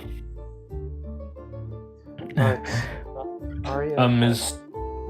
Yeah. Come I was again? gonna say, Ramiel's gonna look to Arya and ask, have you been feeling well? Arya is looking significantly better. That wound that was on her arm, thankfully due to Molly's timely intervention with some healing magic and a little bit of natural healing since then, it has not left a scar. Yeah, I needed a minute, but I think I'm feeling better now. I wanted to talk to you guys about what I heard back there. I don't know if it's helpful, but I wanted to mention it. Sure. What was it that you had? So, the hags, they were, I think, doing some sort of ritual? I didn't hear a lot, but I did. When they made that cut on my arm, I heard something about them needing the blood of an angel to use as their last reagent. And about an hour or two after they did that and left,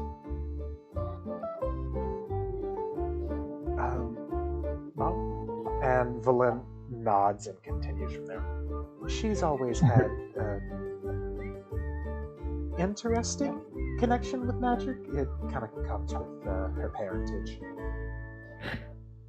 She says that it felt like the weave was... You said it was realigning? And Arya nods. Realigning under her. I wanted to ask, since you seem like the leader of the group, do you have any idea what that might have been?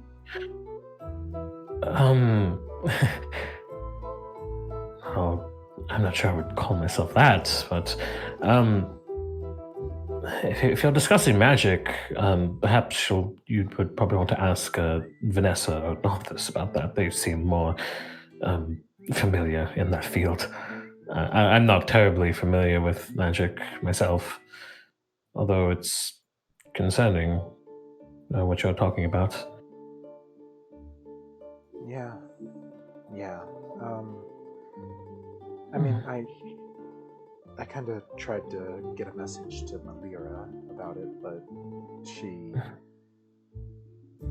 her domain isn't really magic. Malira? Oh, she looks over to Arya and back to you. Arya's other parent. Oh. I got pregnant to the muse of music. Carried a tune for 9 months. I'm sorry, I didn't mean to bring up any bad experience. Don't worry about it. We're on good terms. Okay. Arya just kind of like has that grossed out look on her face that comes whenever parents talk about fucking. Like, oh, yeah. It's like, yeah, you're on good terms, all right.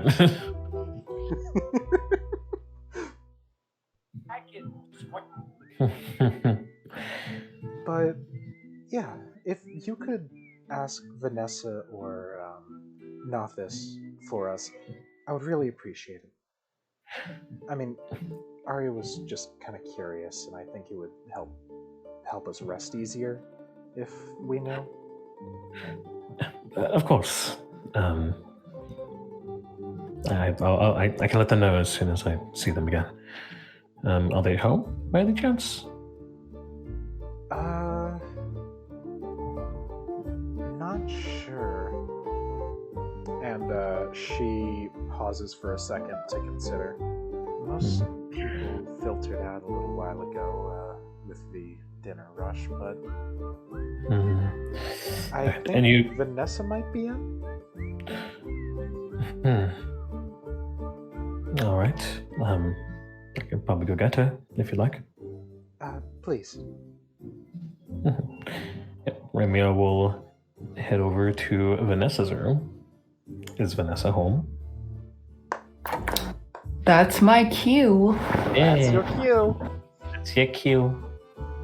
Of course she's home. She's doing some prayers. She's talking to Coralon. Coralon still hasn't verbally responded, but you get the feeling he's like cool with the prayers at least. Yeah. Yeah, Vanessa hears a little knock. I can't talk right now. I'm doing hot pre-shit. Oh my god. What? Who is it? It's Ramiel. you see the door open. Mhm. Just what, like a Unnecessary. crack? Well, no, the door opens Mhm. at a regular pace interval. I don't know. Would it be? She's there. She's in her nunnery garb. Hmm. She's praising to the Lord. It's a little more. Good evening, Vanessa. Would you mind helping me with something really quick? Of course. What is it? It's concerning Arya and what she went through before we got her. I see. Something involving magic, and I'm not very familiar with it, so perhaps you can lend your insight? I will certainly try my best to do so. If you would lead me to her. Okay, thank you. And Ramiel will lead Vanessa back to the main entrance. Where The two of you head the- back downstairs to the first level of the inn, and once you do so, Valen turns her head over towards you. Oh, hey, did Ramiel already fill you in? I didn't give her the specifics. Oh, okay. So, Vanessa, apparently, back when Arya was captured, the hags said they needed the blood of an angel for a ritual, and after that ritual, I think, Arya said that she felt the magic shift, the weave around the area. Do you have any idea what that might have been?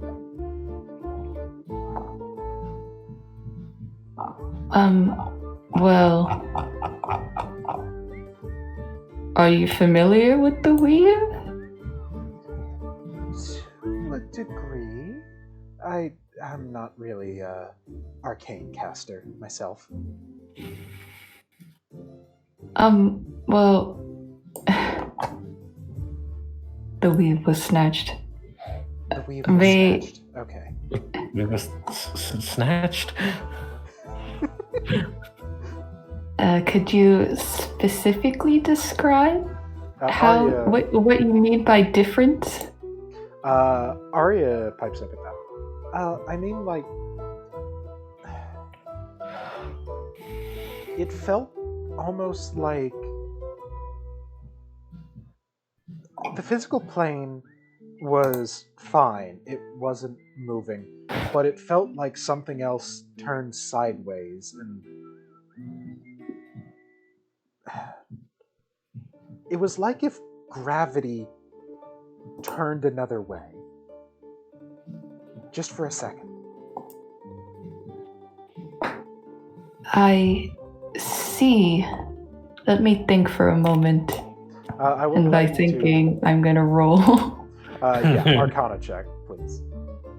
Yes. Ugh. Since it's something to do with angel blood, could Ramiel do a religion check? Yeah, but you'll need like a crit, I'm gonna say. Don't I have a thing where I can? Oh my god! Well, Jesus! If you're asking about Don't- Tides of Chaos, yes, you can. And in that Okay, case, good. yes, you would be able to take a 24. I'm sorry, it was so loud. No, that was great. That was great. Okay, so let's start with Vanessa's take because she manipulates the ebb and flow of the weave on a daily basis. Of course, she can understand this. of course I can. I totally did not just use Tides of Chaos to give me the higher roll. Yeah, of course. That's just how good of fluff it. This isn't your book learning coming in. This is your vibes. My vibes. Your Vibe. vibes. Check them. Vibe check. Anyway,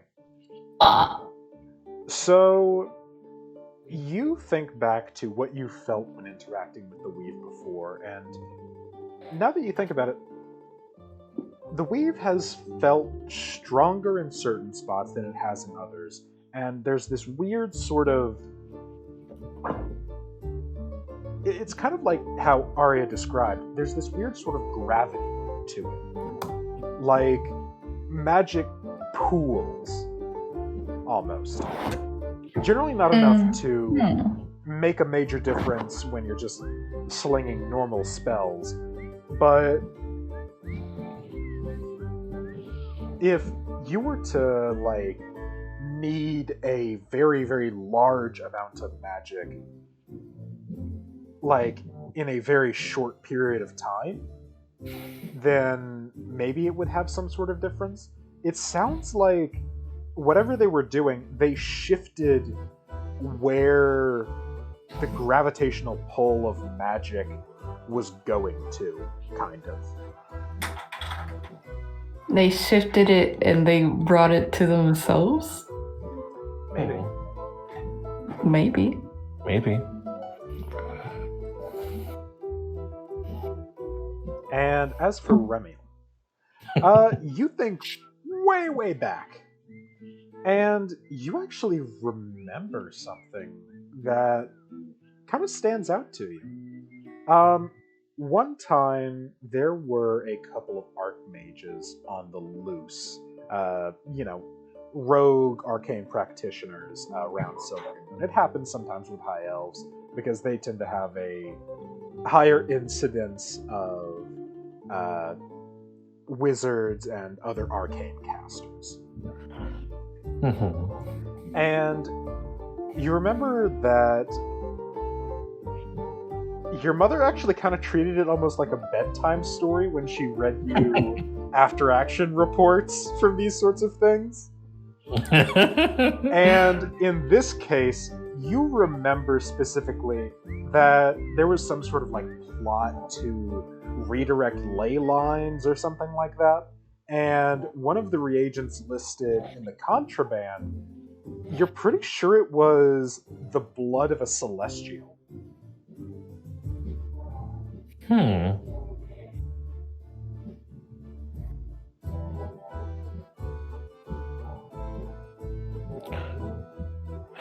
This is Ramiel just like thinking back to it. It's like, oh, could that be what it was?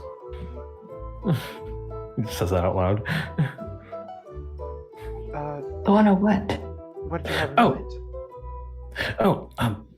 You mentioned that they needed the blood of an angel, right? Yeah. It's just a story I remember back. That it could be possible that they were trying to use it to say redirect ley lines of magic. That's strange. Vanessa, would you know any reason as to why they would want to do that? I guess get more magical power, I assume? I would assume so, that they would be redirecting the weave to give themselves more power. But I'm not 100% sure on that. Like I mentioned, the way this works sort of is kind of when you use the weave to cast magic, to take magical force and put it into the physical world, you are drawing from that reserve in the background, and what it sounds like is they're putting a lot of that reserve in one place, which wouldn't really be necessary unless they needed a lot of magic for one specific thing. Because usually it just fills in no problem, unless you're like chain casting 9th level spells and stuff like that.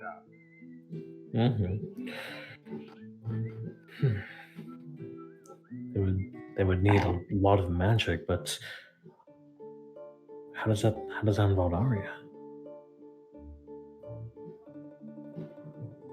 Did they say what they were using all of that magic for again? They didn't mention it to me. Did Well, they? I thought they would. Yeah, I'm not sure they mentioned it when we were fighting them.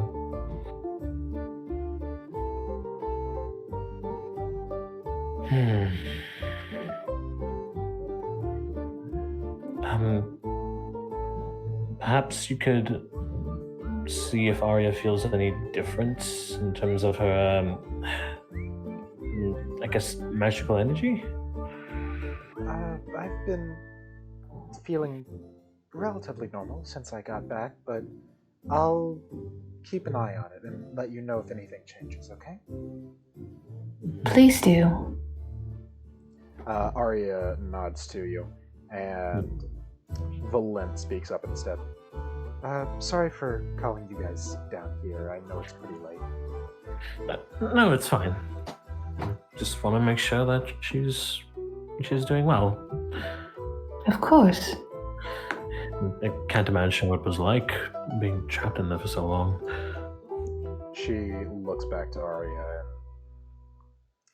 and they get together with a side hug after Arya comes up. Yeah, she's doing all right. Thanks to you. Well, as long as she keeps doing all right, then that's really all. That's really all the. That's really all we need. Vanessa nods in agreement. Thanks again, guys. And I think that is a good spot to end Ramiel's side plot for the night. So, Vanessa, Yes. since you are present, would you like to go I with was yours? trapped. Yes, Of course it I was do. a trick. Aha. You've been bamboozled. I was bamboozled. Of course I do. You swindled me. Bam. You swindled me. So I have to ask, what does Vanessa do with her downtime? Well, she is definitely training, even though our good friend told us to relax. She still wants to, like, get better at magic so She's a that little shit bit of doesn't happen workaholic. again. Yeah. I like it. Did you pick out the 2 extra spells you're getting? No, I did not. Well, I'd say this is a pretty good time to do that if you would like. Remember, they can be of any spell level that you currently have slots for. That I currently have slots for. Yes, indeed. Let me see if I can pull up the core rulebook.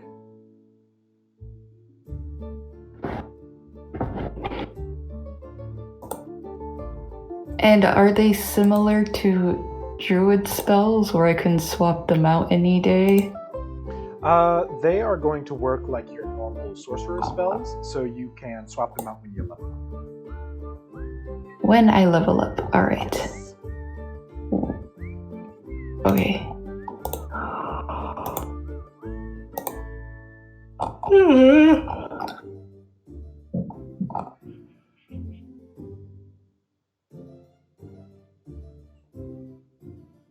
God, Give me the the book. hags are creepy.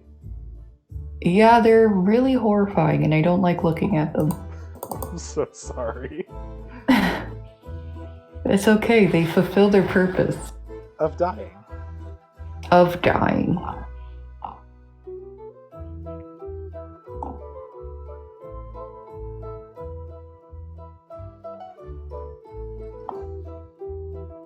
Alright. Give me those spells. Could not preview file. Give me those spells. Would you like me to give you the sorcerer spell list. I have it open.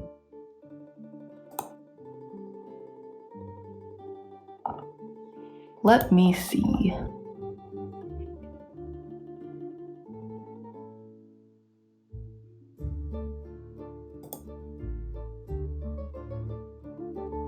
What do you suggest, bartender? Do you have counterspell already? Counterspell. What does counterspell do? I don't see it here. Counterspell is a sorcerer spell that you can take. That is a reaction. It allows you to,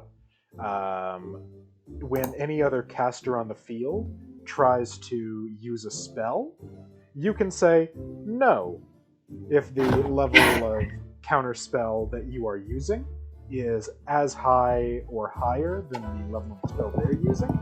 It is cancelled, no roll.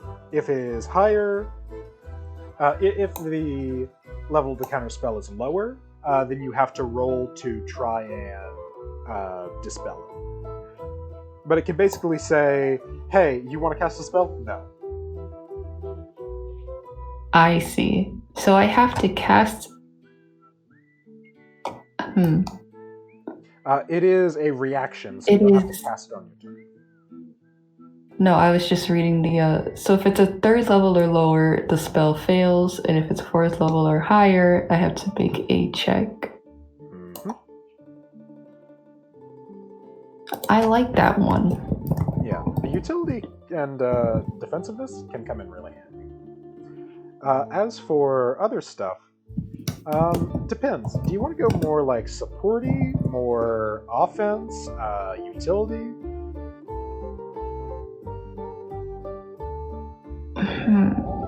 Because I don't really use the utility ones that often.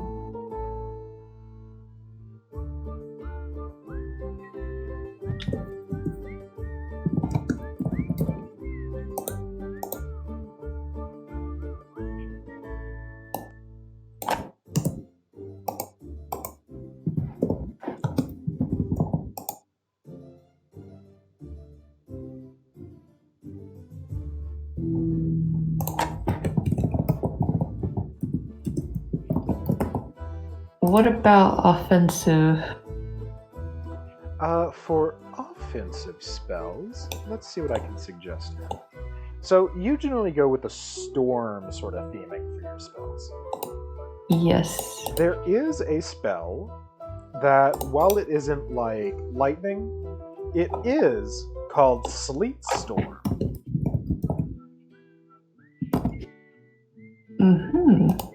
Sleet Storm. Until the spell ends, freezing rain and sleet fall in a 20-foot tall cylinder with a 40-foot radius, centered on a point you choose within 150 feet. The area is heavily obscured and exposed flames are doused. The ground in the area is covered with slick ice, making it difficult terrain. When a creature enters the spell's area for the first time on a turn, or starts its turn there, it must make a dex saving throw. On a failed save, it falls prone. If a creature is concentrating in the spell's area, the creature must make a successful con save or lose concentration.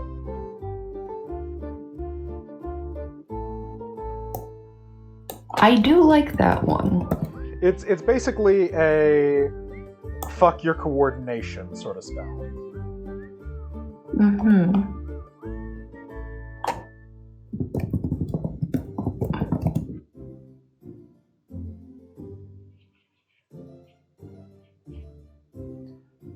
So you're thinking Counterspell and Sleet Storm? Yeah, I think so. Hell yeah. So you do some independent study for a while, I'm going to say. This isn't something that you are practicing with Valdis directly.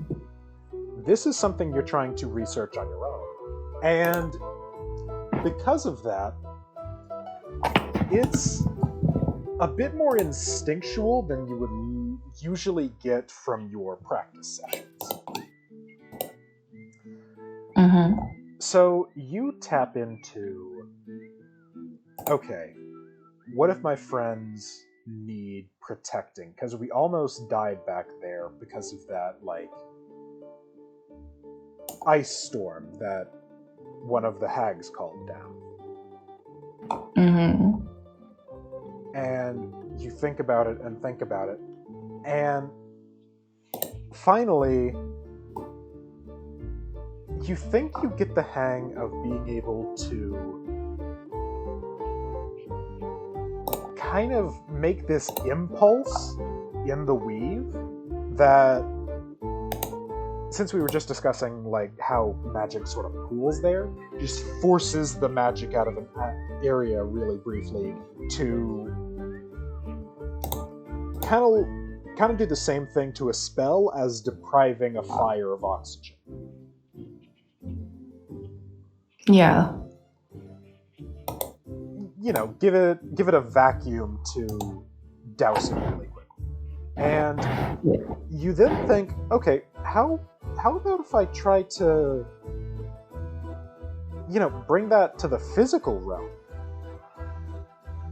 And after a little bit of experimentation, you think you get a hold of a stable-ish spell that should be able to call up a storm and kind of just sap the heat and make this big fog cloud wherever you really want it.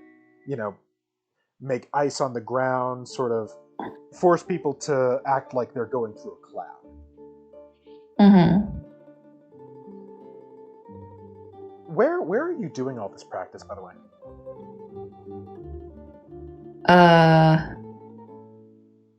I'm gonna say that Vanessa does not want to make a mess of Valent's lovely rooms. She's going to go out into kind of like an empty field. Yeah, that makes sense. You managed to find a good empty field a little ways away from the town. And you managed to call down a storm powerful enough to, like, freeze the ground for a minute. It's pretty damn impressive, actually. Because, like, Oh. if you were to just walk into that storm knowing nothing, you would think, oh, I'm in the tundra. You get the feeling that your magic's getting pretty damn powerful.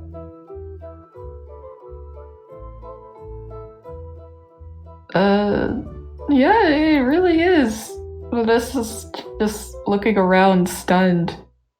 I mean, she has a lot of power and she knows it, but it still just surprises her every time what she's capable of. It's not something you were used to, especially before you left home.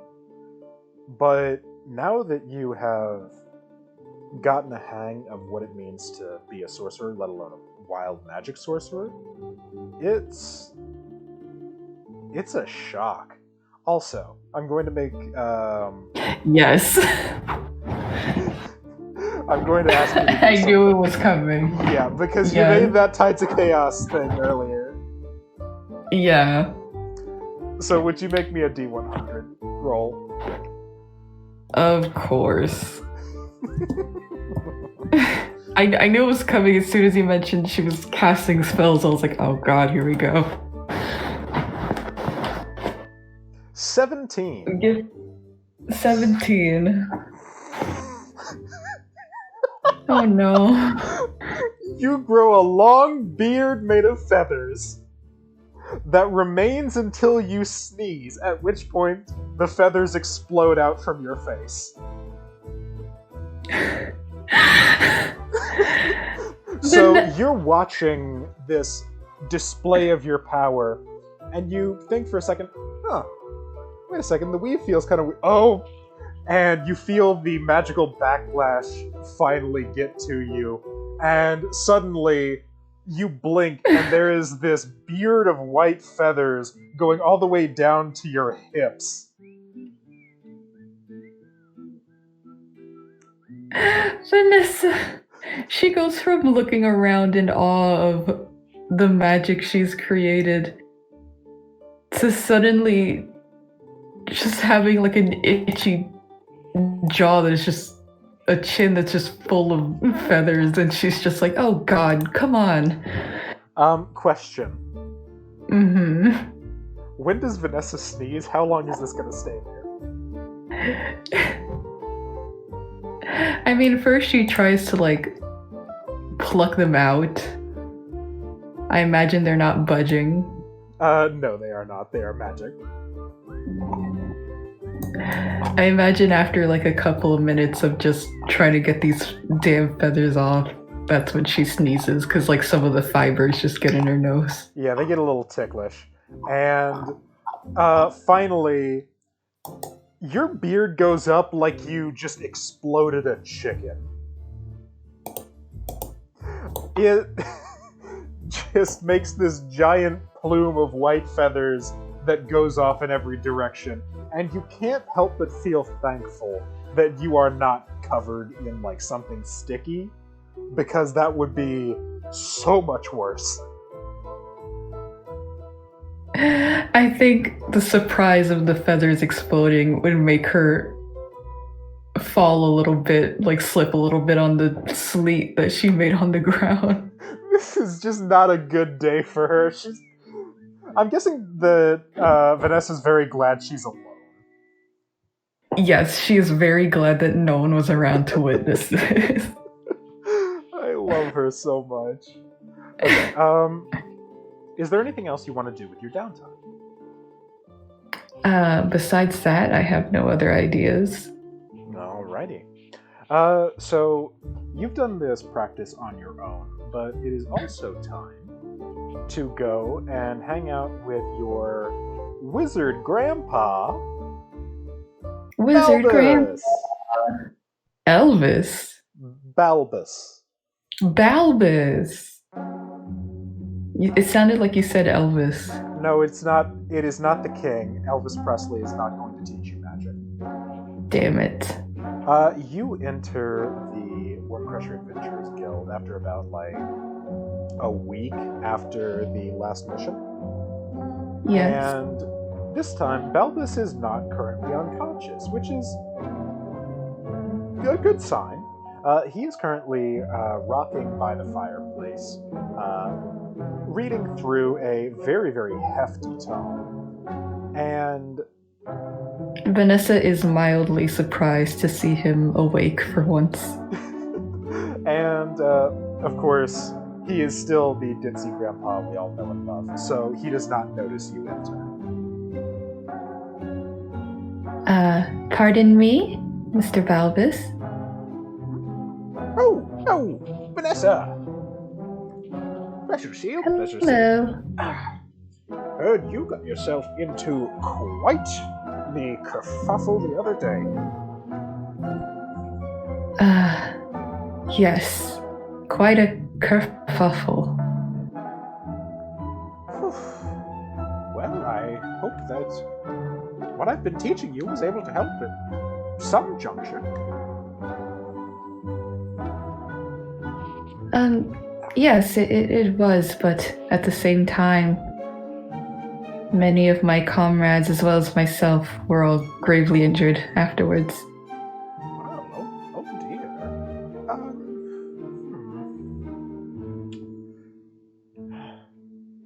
Say, let's talk about abjuration then. And he shuts the tome and sets it to the side. Looks over to you. I beg your pardon? Abjuration. It's a school of magic. Oh, yes, I'm familiar. Right. Okay. Well, come over here. Sit by the fire with me. Mm-hmm. Oh, okay. So, the nature of how spells are crafted is that you take from the weave, you steal energy from the ethereal plane, and you force it into our dimension. That's the technical explanation, of course.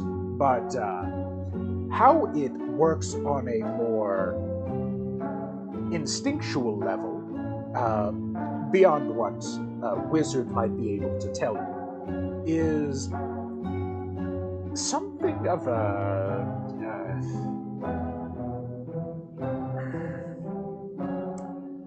debate among magical researchers.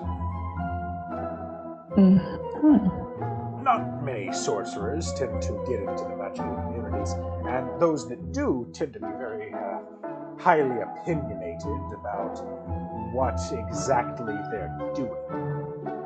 But there are a couple of things that are generally known to be in common between them. Yes. Pardon me. Sorry about that. Wow, Travis, did you get younger? How'd you do that? He sneezed and all of his beard fell off. Me too. Anyway, there are a few things that they generally hold in common. One is that, unlike a wizard, they need less of the scientific method going into it. They tend to be able to impose their will upon the weave and have it happen. Now, the thing about that is that makes them very agile, as opposed to wizards who have to think through every step, right? Now, the reason I'm telling you all of this is because if you ever see a wizard, there is something that you are quite likely going to be able to do. So, say that I were to prepare, let's say, Thunder Wave, and I were to point it in your direction. And he kind of raises his hand in the air and points it towards you as part of this theoretical. Now, in this situation, what is your instinctual response? Move? Well, that is, perhaps I didn't think his metaphor through very well. Your instinctual response in regards to magic.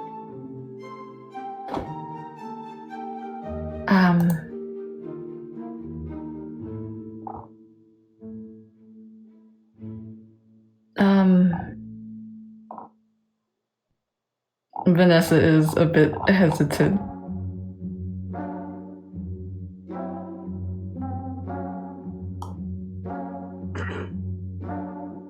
Vanessa? Yes. Sorry, I don't mean to blink. Maybe try to redirect it? Redirecting it isn't a bad idea. So, before I get into what I was going to talk about, I want to talk about that because that is very important. So, there are distinct steps a wizard has to go through to cast a spell. You have to prepare a portion of energy from the ethereal plane and get it ready to come through to ours through the use of reagents, hand gestures, and incantations.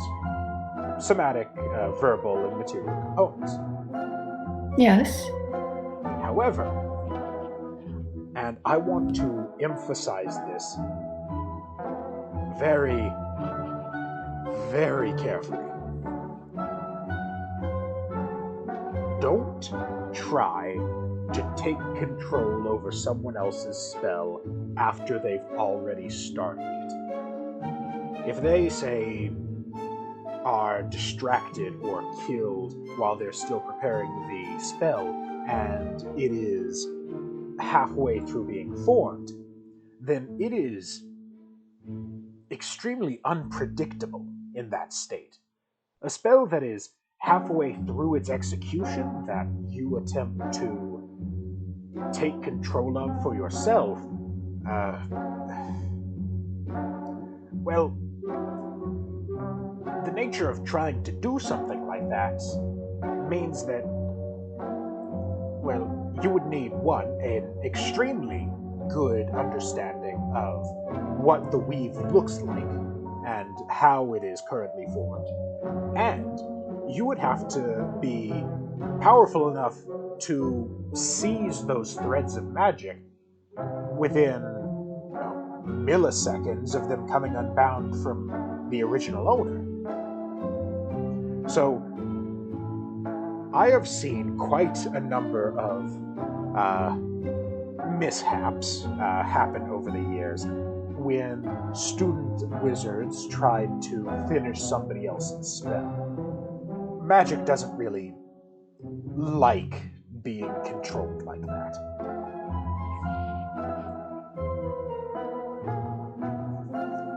I see. Would you say it is dangerous to interrupt a wizard's spell then? Oh, to interrupt it, that was what I was about to say. What I was getting at was don't try to take control of it for yourself. Now, interrupting Understood. that is something very important. Interrupting a wizard spell is very different. That is cutting the threads and leaving the spell in progress to fizzle out. And he snaps to illustrate his point. Mm-hmm. So, if I direct a thunder wave towards you, theoretically, you might be able to take the spell that I am cooking up on the ethereal plane, and before it manifests, snuff it out. Would you like to give it a try?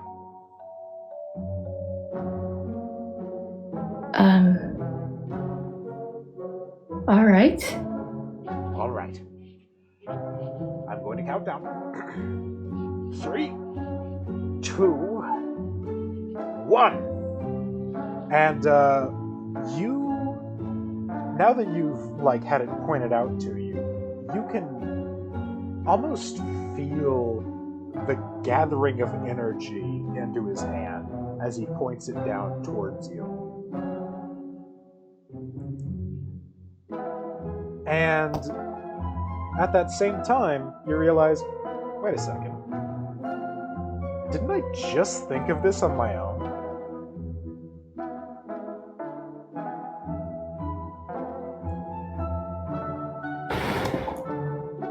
Didn't I just think of this on my own?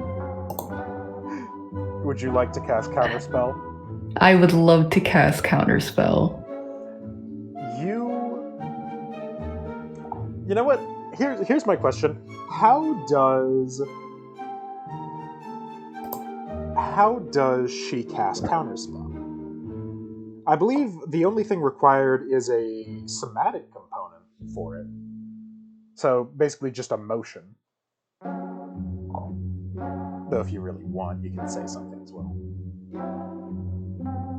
Yeah. So I feel like Vanessa would see the thunder wave forming and kind of just look around interrupt it, and kind of at the very last second, she just kind of just raises her hand and casts this counterspell. Just shoots her hand out. You shoot your hand out, and with it, there's this... It's almost like making a wave in water. You feel the wave rush out from your hand and slice through the gathering magic that is about to create this Thunderwave spell. And in a split second, Balbus's spell dissipates. Oh. Frankly, I wasn't expecting you to get that the first time. Huh. Interesting. But Yes, the primary idea of abjuration is, of course, the prevention of damage through magic. I know a couple of particularly, well, reputable war mages that have made something of a name for themselves by becoming, well, nigh on impenetrable.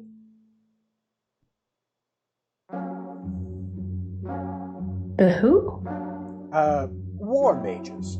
They tend to specialize in specific combat spells, specifically abjuration and evocation. Mm-hmm. Because, well, armies have noticed, more or less, that having someone who can cast fireballs and still take fireballs of their own to the face, well, they're quite useful.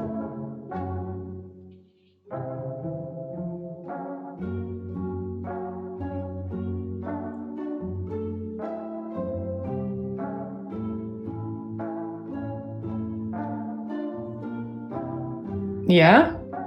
But yes. So. Oh, sorry. It sounded like he was gonna say something else afterwards, so I was like waiting. Oh no, I was doing that thing where you trail off like an old man. Oh, I see. Yes, you're right. So, I do want to ask, are there any other abjuration spells you might know?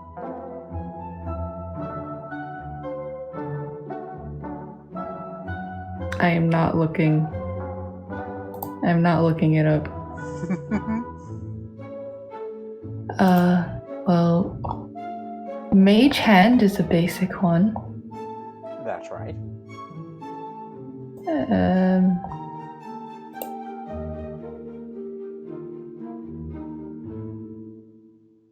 Mage Armor? Shield? Perhaps shield? Oh, yes.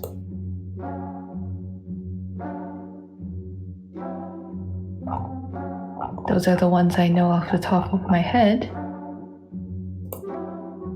Excellent choices, all of them. Well, if you already seem to have a grasp of Counterspell, I do want to advise you that if it becomes necessary to pick out some more powerful fare, I heartily suggest the sorts of spells that deal in walls of force. Force Cage, Wall of Force. With those, you can summon a ephemeral barrier of magic. And if there is one thing that my war mage friends have taught me, it is that cover is a very good thing to have.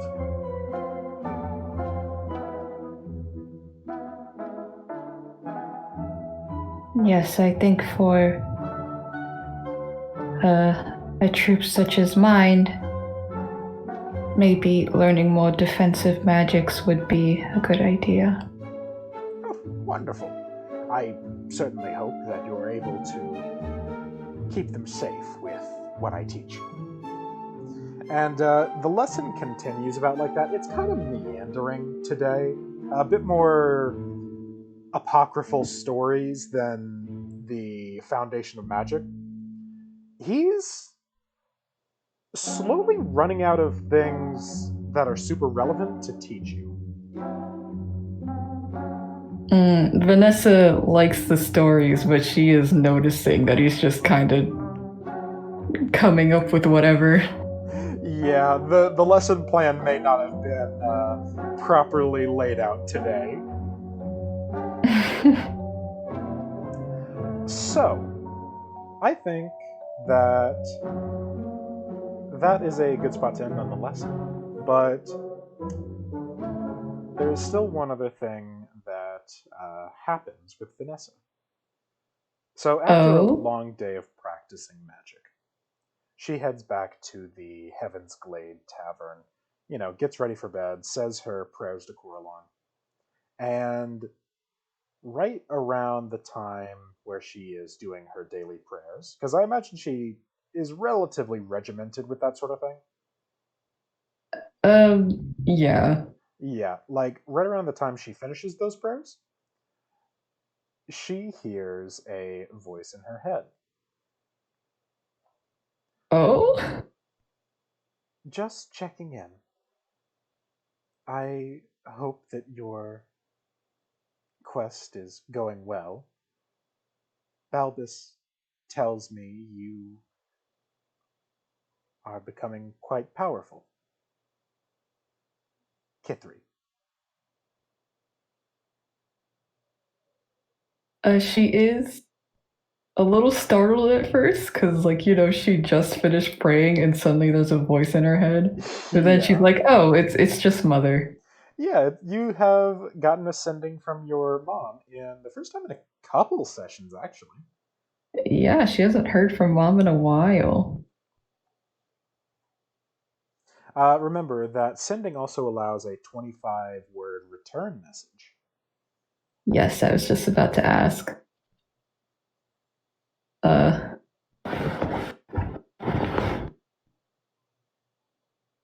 Hello, Mother.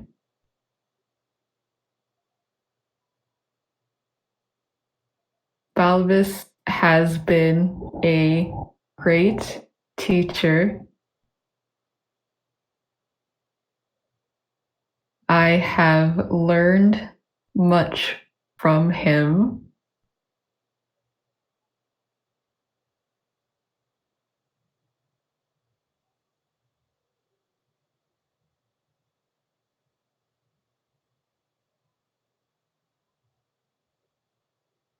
I think of you daily.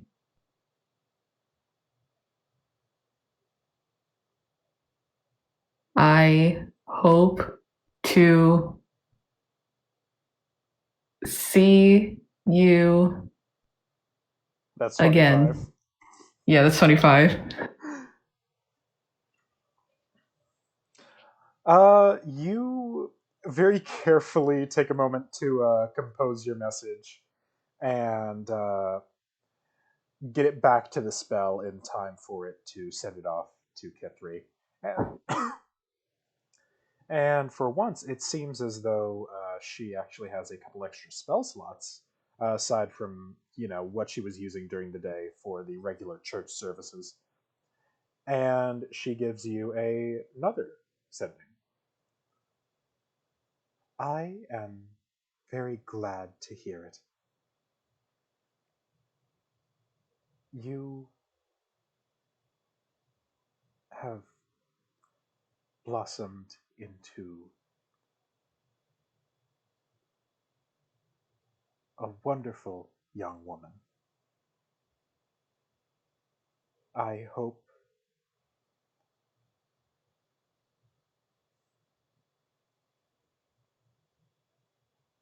your stay continues to be well. I love you.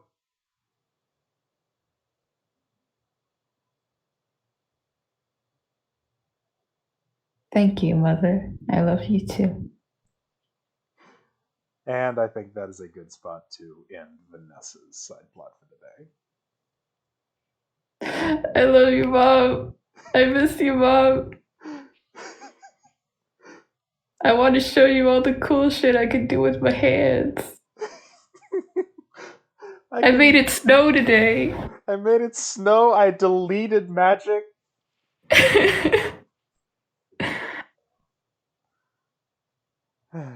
Mama!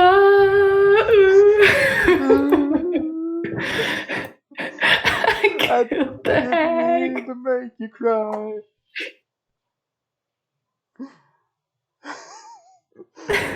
Mama just killed a hag.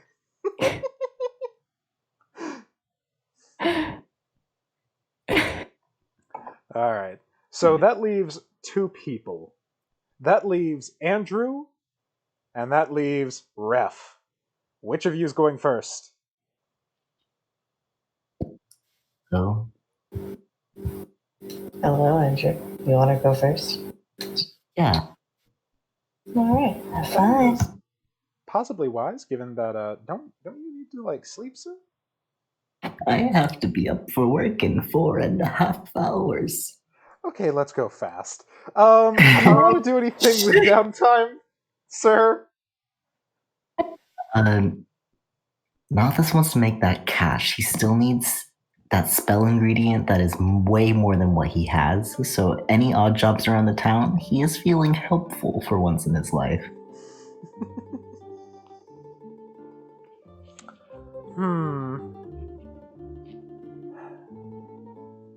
All right. I want to ask, is Nothus the type to like ask around for work or just look around for it and only like assert himself as a candidate when he hears that there's like a position open or something? He's not going to go around and like offer his services to anybody who is looking for like grueling physical labor, but if someone looks like they like need help, he'll ask. All right. I think I know one good option that Nothus would probably know to go to. Specifically, the bounty board at the Wormcrusher Adventurers Guild. A worm. And after reading this bounty board a little bit, you've seen a couple things that are a bit above your pay grade right now, at least if you're doing something solo. But there is one thing that stands out. Looking for a partner to do a little bit of prospecting. If interested, contact Sephora Al-Ali through Carolus at the Wormcrusher Adventurers Guild. Advance pay of 50 gold pieces. The trip should take no more than 3 days. Did we rest up for hit points? Yes, you did. This is like a couple days after the mission. Right, sign him the heck up. Let's go see Sephora. You follow the instructions on the poster, and that leads you, of course, to Carolus Wormcrusher, who I imagine this is like 3 or 4 days after he told you, hey, go fucking chill. And he's kind of surprised to see you back. Oh, Nothus, what are you doing back so soon? I'm here to see Sephora, but before I do, just as two people who know what the word prospecting means, what do you think that is? Oh, that's, just a bit of jargon. She's treasure hunting. I think she's planning to, go and do something in the ruins up north. Oh, okay. Okay, thank you. Where's Sephora, did you say? Oh, she should be at one of the taverns. And he talks you over some directions to a tavern that's not actually that far from the Heaven's Glade, but is distinctly not actually affiliated with the Adventurers Guild in the same way that the Heaven's Glade is. He will make his way over there. This place is a lot more rough and tumble a little bit. Not quite like dive bar status, but you see a bit more rogues than wizards, if you know what I mean. Right. And among it all, there is a woman with very long black hair, some toned fucking arms, and a sword that is just about as big as she is, with a wicked curve to it. you have managed to find Sephora, who seems to be currently drinking something. And she's sharp enough to catch you out of the corner of her eye as you enter the bar. Kind of tilts her head at you. I heard you were looking for a prospecting buddy. Didn't figure you'd be the one to answer, but if that's I how love it goes- shiny. Sorry, what was that? I love shiny things. I'm just here to help. Don't we all? Well, anyway, so the plan is to head up towards the, township up north, the ruins, and see what we can find around there. Do a little digging. You think you're up for it? Then, do you expect to find anything? I mean, the relics that come out of this town are pretty valuable. If you haven't noticed, this place is a gold mine for old magic items. I guess we'll see what we can find. That's what I like to hear. I need someone up there to watch my back, just in case.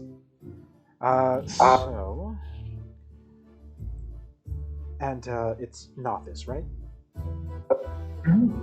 Right. Alright, so, and she pulls a pouch off of her belt and starts looking through her coins. You will get a 10% commission for any of the treasure we find, and your advance of 50 gold pieces. Deal? Deal. Excellent. In that case, you're staying at the Heaven's Glade. That's where all the adventurers congregate, right? Yep. All right. In that case, I'll come looking for you when we're ready to leave. Just buy your provisions with that, and be ready to find some treasure. I'll be ready. Excellent. And she gives you a kind of roguish grin and goes back to drinking. Tips her mug to you like, to partnership. Nothus not drinking anything, but he'll just raise his hand as if he was holding a glass. Wonderful. The Boggle comes out from around the corner and raises his hand too. It was only cool when you did. Is this what we're doing now? Well, now we're leaving. Oh. Okay. You tried. Yeah. You guys leave. I'm guessing that you are heading back to Laravis?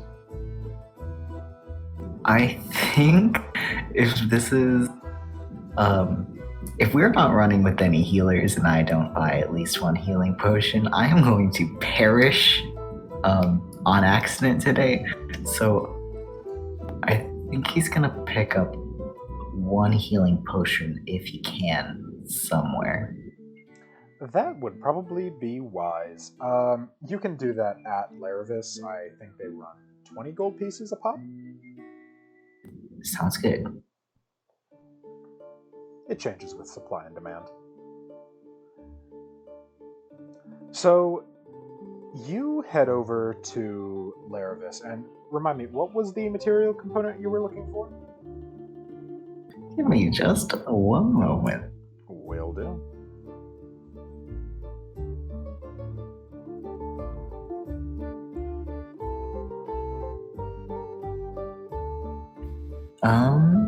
Looking for 100 gold points of iron. Powdered silver and iron.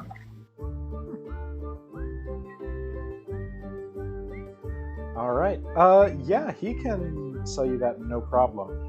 You get to his cart, and... Sorry, I have a whole list of these. I appreciate lists. You'll have to excuse me while I find it.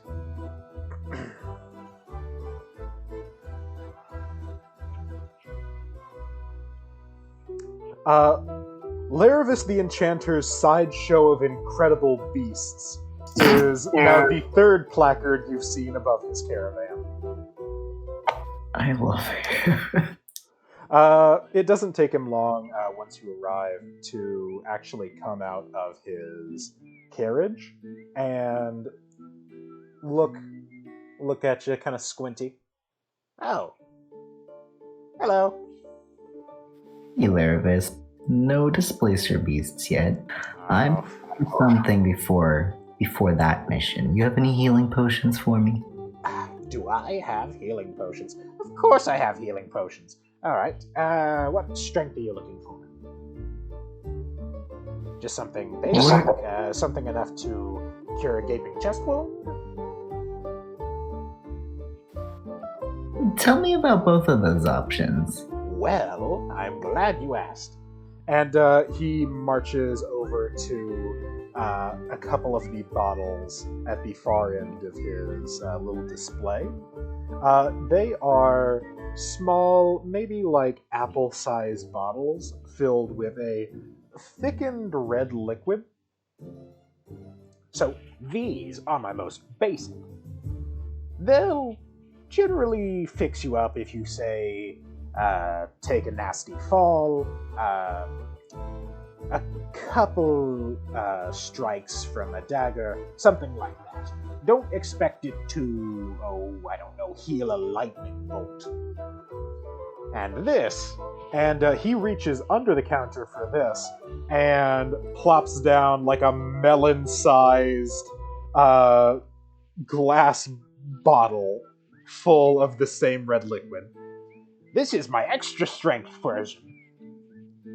This will cure just about anything that ails you. Some things that don't ail you.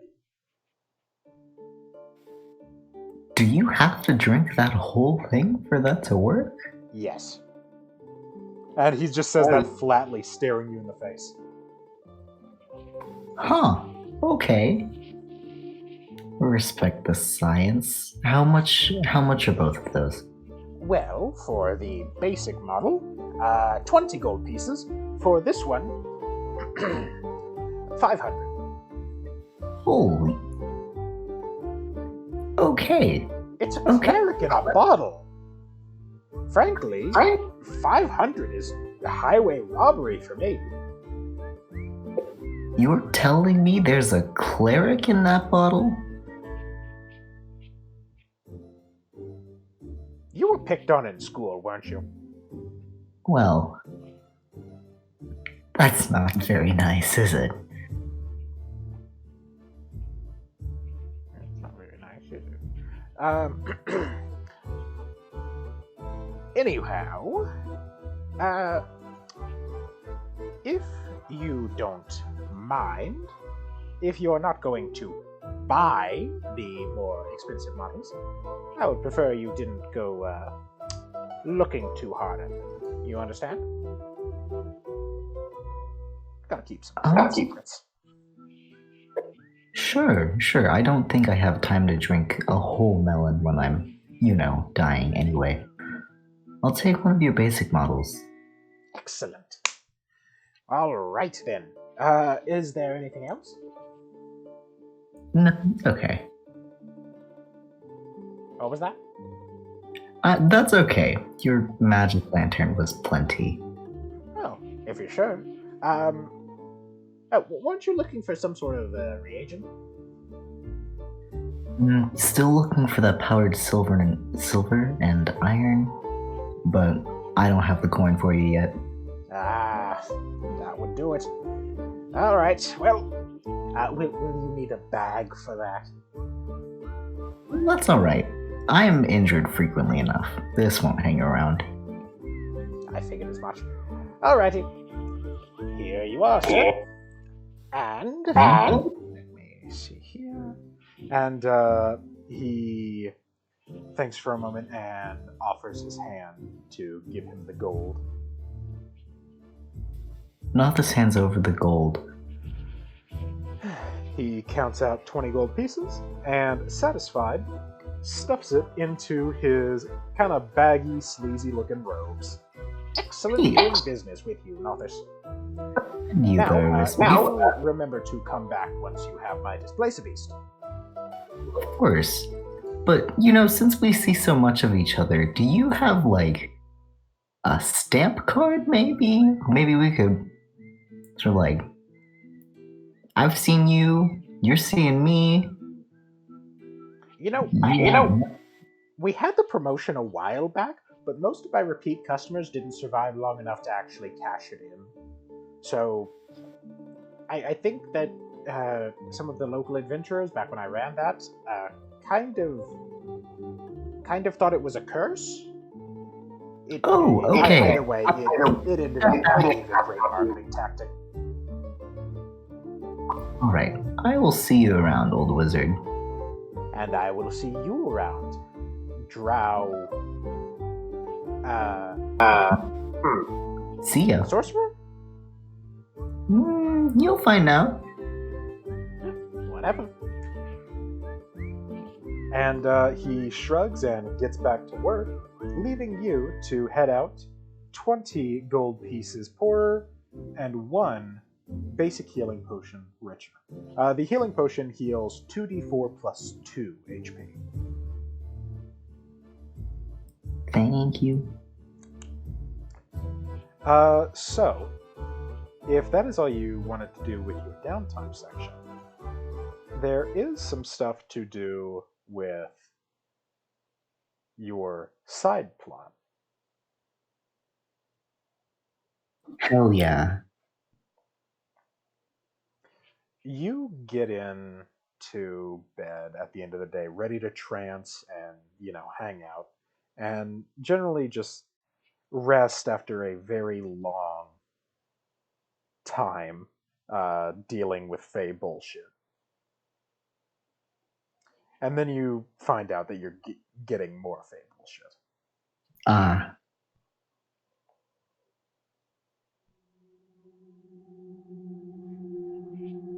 This time, when you are pulled mentally into the Feywild to be greeted by your patron, things are just a little bit darker than they were last time. Like, you still have the Trevis and Vine throne, which looks verdant as ever, and the light-headed Prince of Autumn sitting upon it. But the place looks just a little less vibrant than it did other than that.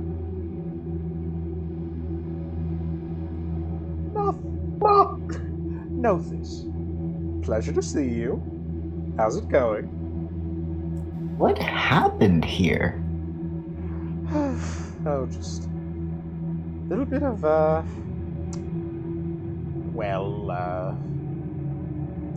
since Titania is currently out on business, the place is a bit less lively. You know how it is. I don't. But we have bigger issues. Yes. Those hags. I don't have time to discuss planar metaphysics with you. Go on. Those hags. They were working with you? What about them? They're the only people that I've met who know about you. And they were going to sacrifice a child. And? Nothus. My friend. My good friend. Well, that's a stretch. You have heard that one old adage. You have to break a few eggs to make an omelet, right? Eggs. That's a kid. What are you doing? Well, technically, if we're talking old linguistics, egg was a synonym for kid. Okay, never mind. Nothus, I want to remind you that all of what I am doing, though it may be through slightly unsavory means at times, because Lord knows I didn't like working with them, all is for a greater good at the end of the line. You know that, right? You know, you're not terribly convincing. If you told me, maybe I would know. Nothus?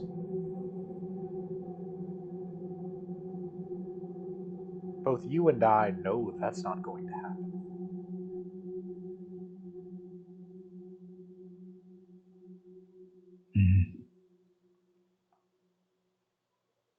You don't have any more secret children sacrificing witches I'm gonna run into. Oh, no, those were the last. The there were ones before then?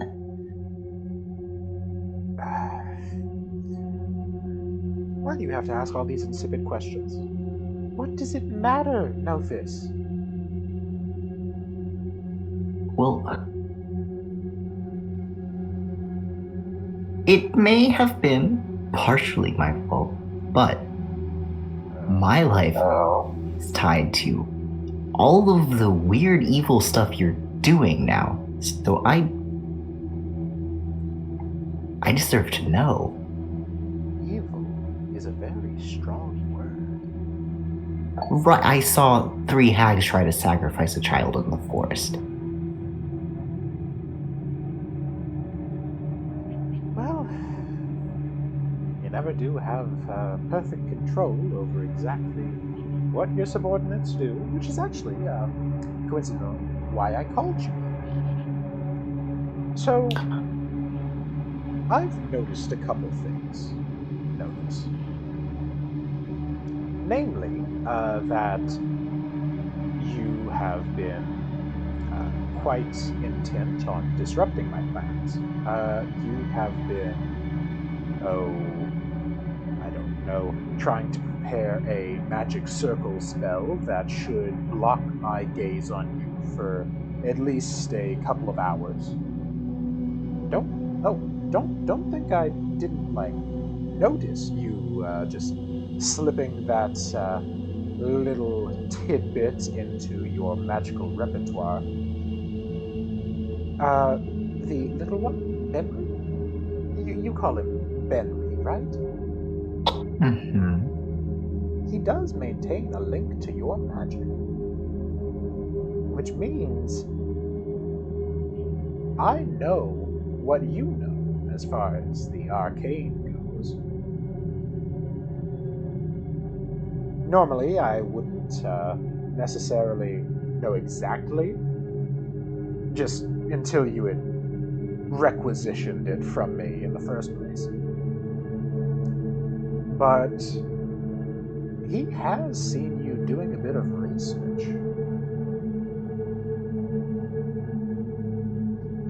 Just trying to figure out who you are and what you're doing, that's all.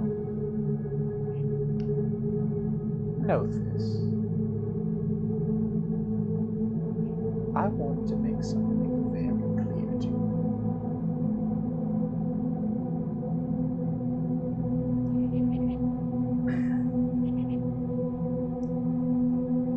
you. You have those friends of yours, yes?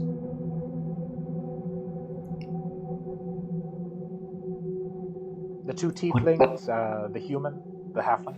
I know who you're talking about. What do you want?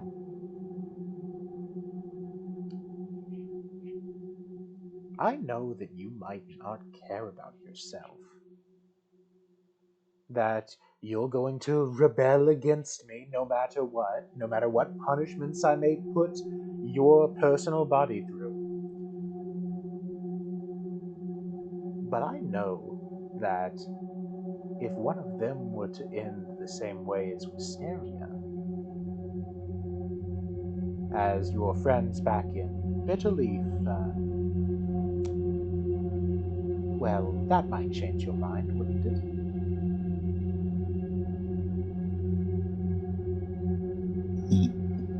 You don't get to say those names. Nothus? Fall in line. Do as I ask, when I ask, and do not disrupt my plans. Are we clear? Fine. Good.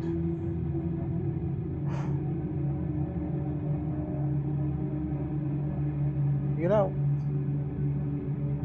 if you're so curious about all of the errands I've been sending you on, then you can at least pat yourself on the back that you were, in fact, there to give the hags a reward.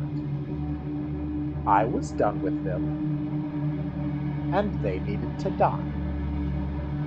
I wasn't exactly sure how you would go about it, but I knew you would get there somehow.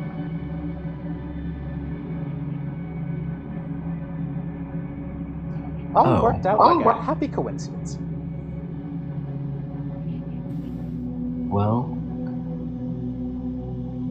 happy to kill any evil followers of yours. Now just make sure that you don't do it in the spirit of trying to, what's the word? Derail things.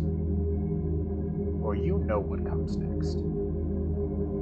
Are we clear?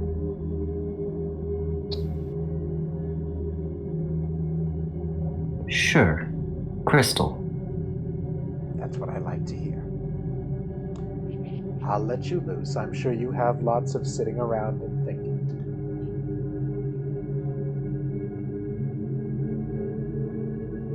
do. Ta-ta, Nothus. I'll see you soon. And the vision ends. You are back in your room at the Heaven's Glade Tavern, trancing. And unfortunately, you can still hear Ben Rienker rustling through your clothes drawer getting ready for bed. But you're home. Nothus is gonna go drag Benry out of his drawer. Yeah, what? Kind of like pick him up, shake him around. Link, how does that work? Do you tell him? I'm kind of dizzy. What about what? The Prince of Autumn, he knows what spells are. Do you tell him? I mean, I have to mention it in my reports. Are these written reports? Can I see some? No, just verbal. I mean, where do you think I go?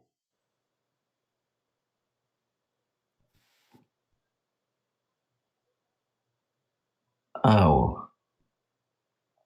Benry, what if you stayed around here full time, mostly full Oh, time? Wait, you want me here? Well, if you're here, you can't be there also, right?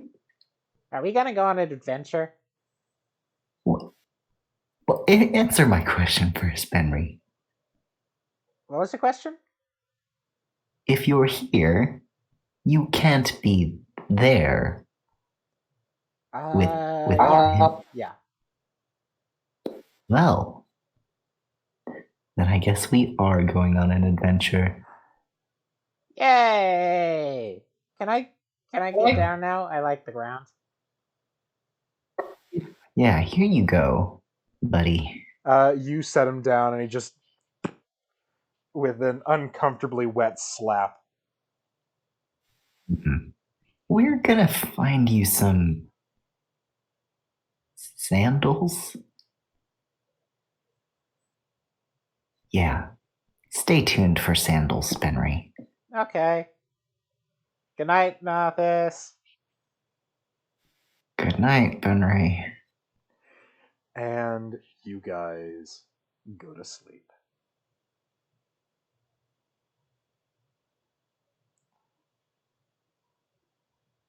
Congratulations on finishing your side plot for the day. Thank you. Now, go get some sleep if you can. No, I need to listen to what happens. Are you I will absolutely be. sure? Be significantly less conscious for the rest of it, but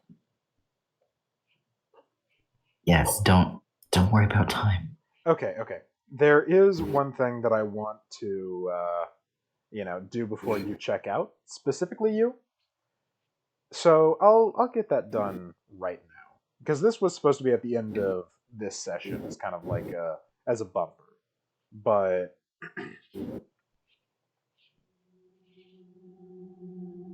let me see here.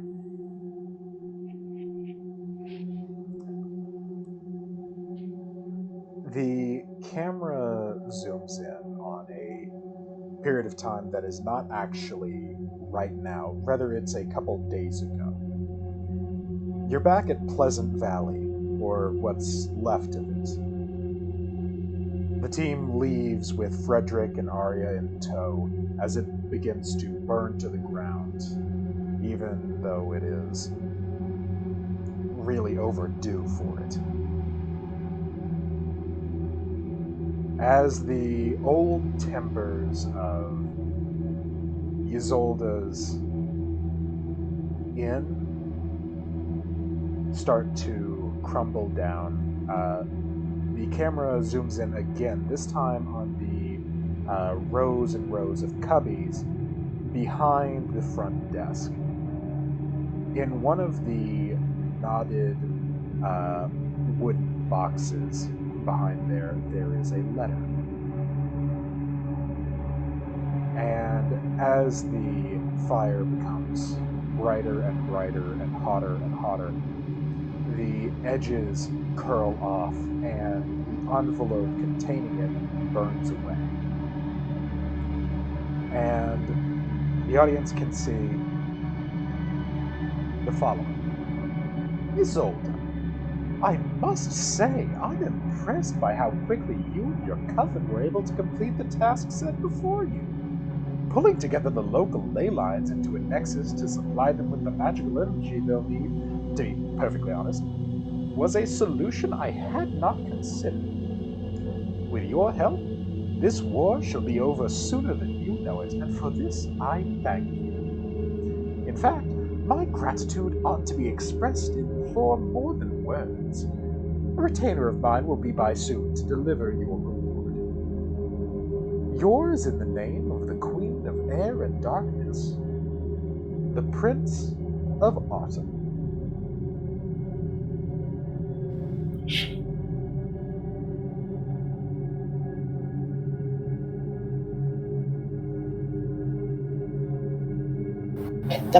That fucking twink's gonna be obliterated. Destroyed. And that is, Demolished. and that is what I wanted you around for, Andrew. Oh my god. Sorry to mess up like the order of things. Thank you so much for narrating that for Oh, me. no worries. I just wanted to make sure that you caught it before you had to go to bed. Good luck at work tomorrow, Chief. Thank you.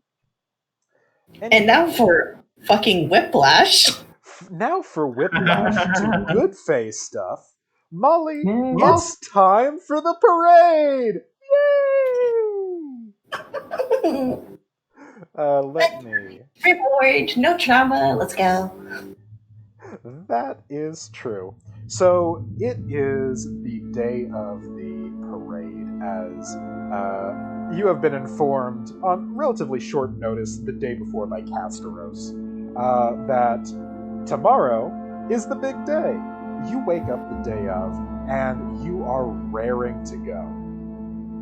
How does Molly prepare to go to the parade in the Feywild? Collect as many flowers as she can, makes herself a flower crown, plants even more flowers in her hair, I'm not gonna lie, she probably has a pair of clothing that's a little bit more bright. Like, I'm talking, like, kind of really cute little dress that she keeps. Yeah, you like rummage through your rucksack that you brought with you on this trip, and you get out your nice travel robes. Yes. The So, ones you know, you don't wear everywhere. No, she's posing. She's looking cute. She's feeling it. Hell yeah. You're checking yourself out in the mirror. And she also had written a letter to her father the night before, so she brings it with her so she can send it off. Wonderful. You head out the northern gates of Shadowbrooke, and you find, as per usual, Casteros the Dreamer, who this time is... Well, he's doing his usual thing, sleeping, standing up, but this time there are a bunch of flowers stuck into his beard in celebration. And the shrine to Meiliki behind him has a couple of lights strung up, just like little lanterns and stuff, just to kind of get into the spirit.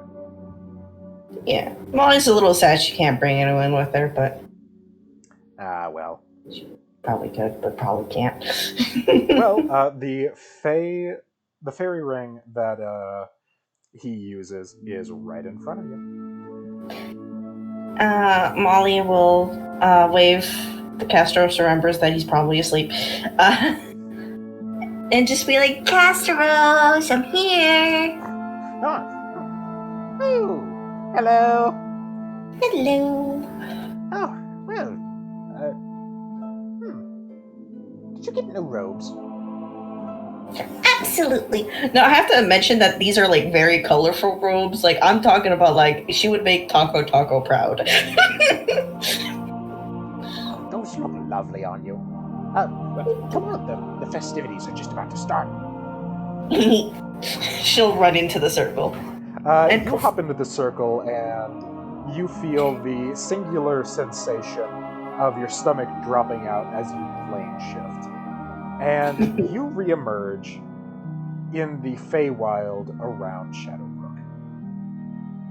She also brought her own food, probably. Because fuck that. I can believe that. You find the fungal forests that surround Shadowbrooke in the Feywild. And this place is even more lively than the usual extremely colorful exterior that populates it. There are a number of floating magical lights that hover near the trees to kind of brighten the place up a little bit. There are little flower petals, presumably imported because not a lot of flowers grow around here, that have been strewn along the ground, and you can hear further up the path that has been kind of like carved out between the mycelium, there is the sound of marching and music. Molly immediately, like, books it. You rush up the path as Casteros sends his consciousness back into the Feywild after you. And as you crest the hill over towards the next little, like, valley full of fungus, you can see the celebration. There is a large group of various Fey, both of the Seelie and Unseelie courts, that have gathered around to hoop and holler and generally be merry as a small procession of Archfey walks through the glades. Specifically, there just seems to be 3 of them at the moment. There's Oberon, of course, a very stately, very tall elf with dark skin, this hunting raiment. Nonetheless, despite his kind of stoic look, he's smiling and waving around to everyone as he passes by. And of course, there's Titania's avatar, this maybe 4-foot tall fairy who is just flitting through the crowd, shaking hands, being a very gracious guest. And finally, there is a god that you recognize from back when you learned about the Archfey from your father. It is this massive tree ant that has to be, 30, 40 feet tall, maybe? That is just very slowly loping along the path. And all of the various Fey just almost splash out of his way as he continues to walk along. And you know that this is Imantiancian, Langakmatel, Hyberasin, Defantianzurin, otherwise known as Imantiancian, the god of tree ants. He's taking everything in her power not to climb. She sees him and she's like, if Dad was this big. Dad was smaller than this. This is a huge tree. This is a tree ant the size of a giant. Even more reasons to climb him. I'm sorry. You can hide so many tree houses in. I'm sorry. She'll wait for Castros to appear. She's like mumbling, like, how many hiding spots can you have in the vents? Oh my gosh. She's just going on about like, ooh, I can hide in this area or in those bush of leaves. Ooh. Casteros, you first hear him as you hear like the clunk of his staff coming up the path, and his silhouette here reflected in the Feywild stops next to you, but he gets as far as saying, "So," before you hear a as Terpsichore flutters up to you.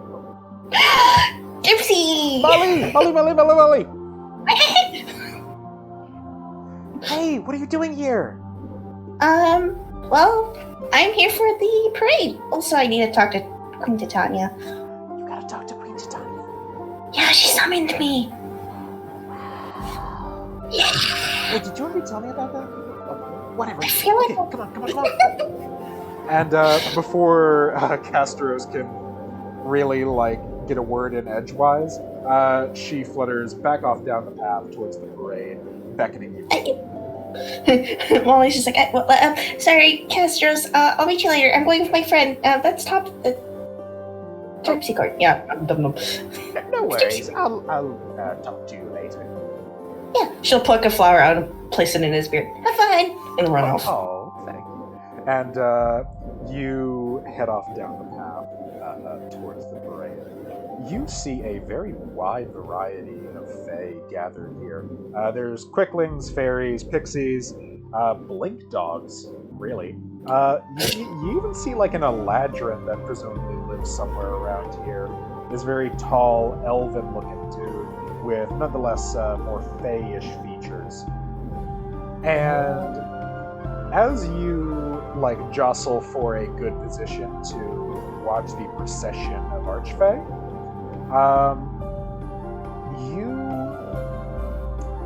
you see that pardon me. You see that Titania, or her avatar, does give a glance in your direction. She'll give a little wave. You get an eyebrow wiggle in return.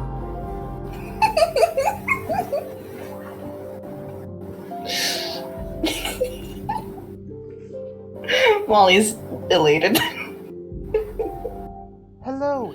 I'll be right back. I need to go talk. Okay. And Queen Titania, the queen of all the Summer Fae and the almost undisputed ruler of the Feywild, alights down in front of you and takes a bow. I assume you must be Molly. Yes. She'll give a little curtsy. I am. Pleasure to meet you. It's wonderful to meet you as well. So, I am glad to see that you did in fact make it. I do want to ask, how's your stay in, what's the town called? Shadowbrooke. Shadowbrooke, how's that?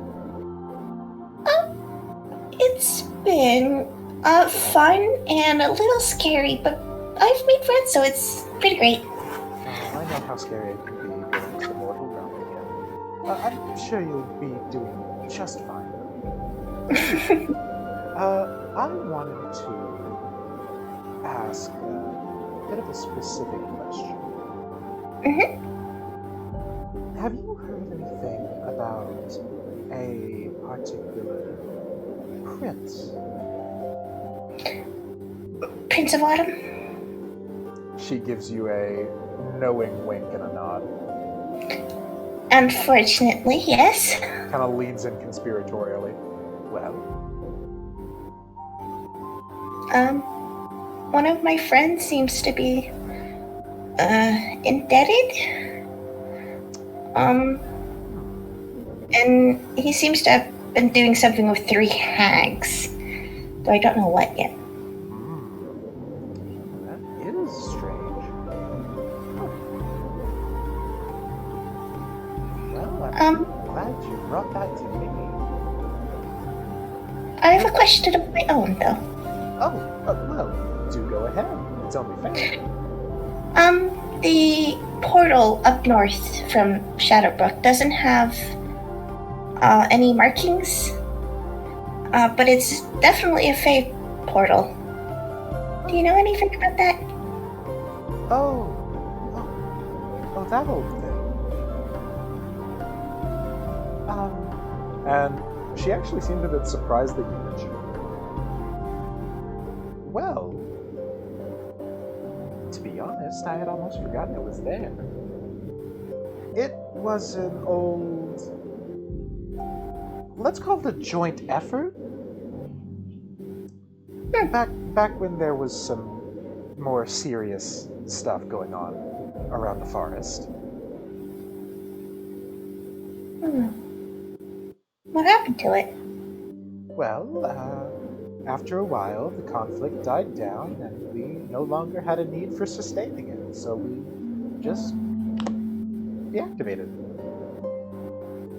it.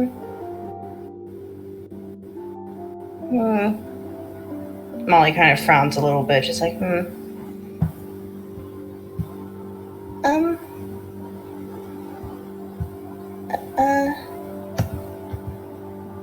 I don't know how to word this.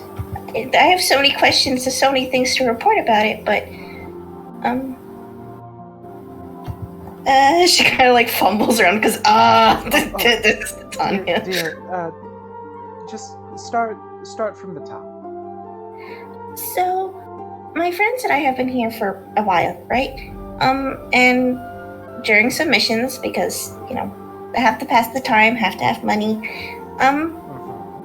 we've dealt with artifacts, and this one town in particular, past the portal, had shadow people that asked to be freed, and they pointed to the portal. So... Titania furrows her brow.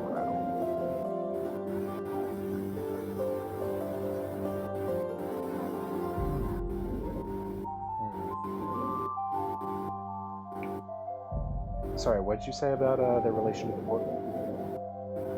That they asked to be freed and pointed towards the portal.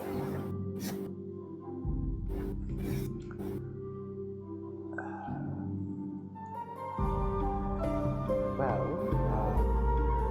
they're not bound there by any magic of ours, I can tell you that much. But you're certain that they were shadows?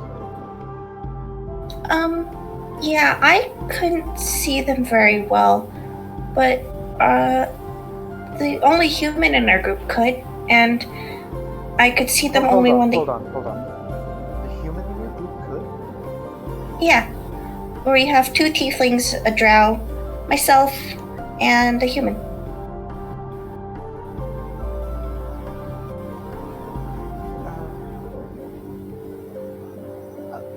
Molly, could you tell me a little bit about what your human friend is like?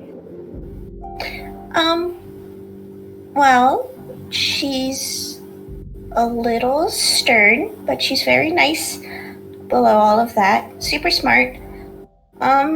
She... I think... she can cast spells. I don't know exactly. I never asked her what she was exactly, but sometimes her spells cause things to just poof, appear.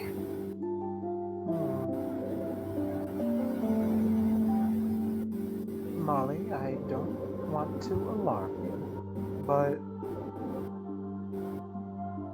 this girl, be careful around her, okay?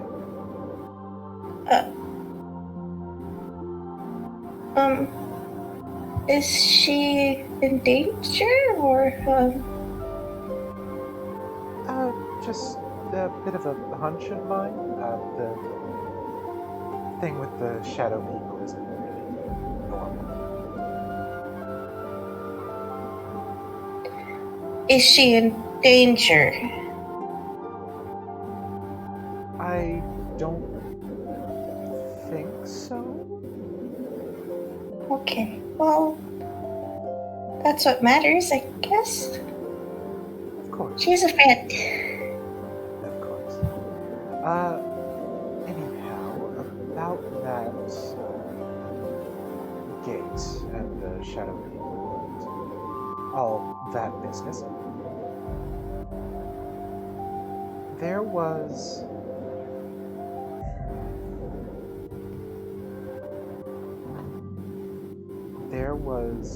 a war a long, long time ago. And the exact details aren't really important now, but I need to emphasize to you that the artifacts that you find, magic items, those sorts of things, I want you to keep them far away from any shadow people you see, okay? Okay. And she gives you a smile, tries to cheer you up a little bit.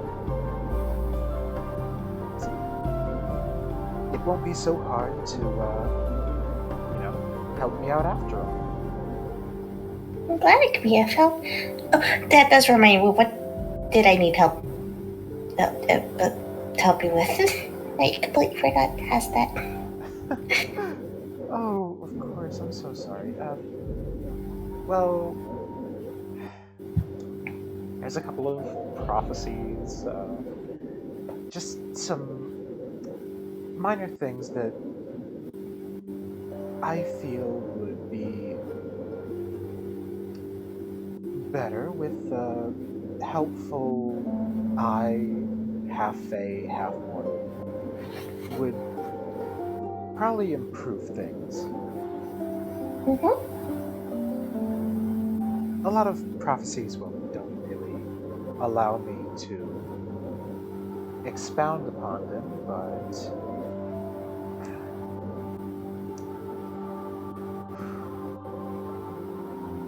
she raises a finger and looks around, kind of clandestine, leans in. I think you and your friends might just save that town at some point. Molly kind of blinks. Well, I sure hope we do. I'm sure you'll do fine, Mom. You've survived up until now, and you've been doing great. She scratches her cheek. She's like, hey, praise.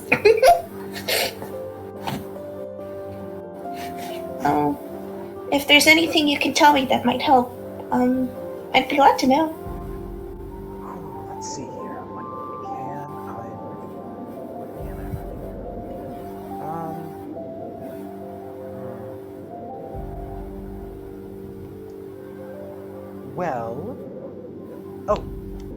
I this is related, but you know those artifacts you keep finding?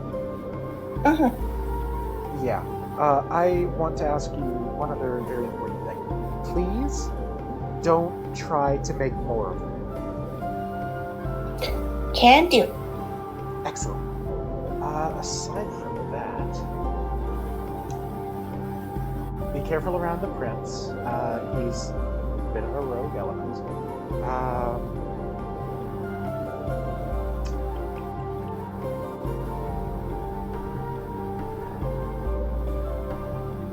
well, stay away from the shadow people as much as you really can. Given I'm not very knowledged on relations of mortal and fae, are there any groups I should not interact with? Or not say that I'm fae, because I have a tendency of accidentally saying that. Oh,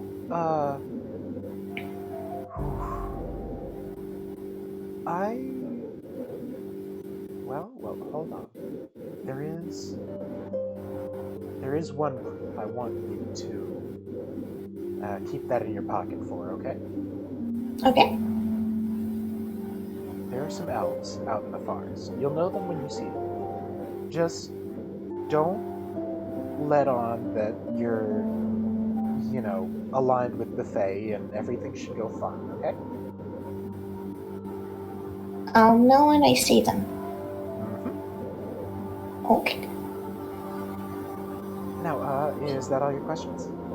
Yep, so far. Alright. You can try and send a message towards the, seat of power and all, if you have any more that come up later. I can't promise that I'll necessarily get to them.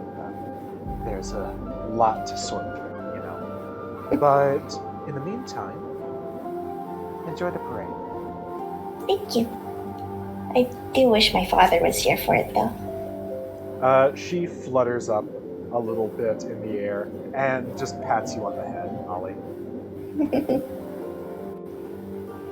Well, I can say one thing for certain. Your dad's very proud of you. Molly kind of just there's a moment where her chest just when you're filled with an emotion, it kind of makes her chest puff out, and she just kind of tears up, but she's smiling. Glad to know, thank you. Oh, well, technically you don't have to thank me. Thank Imantiensia. He's the one who handles, that whole sphere. But, yeah. Do you think I'd mind if I climbed him? She looks around.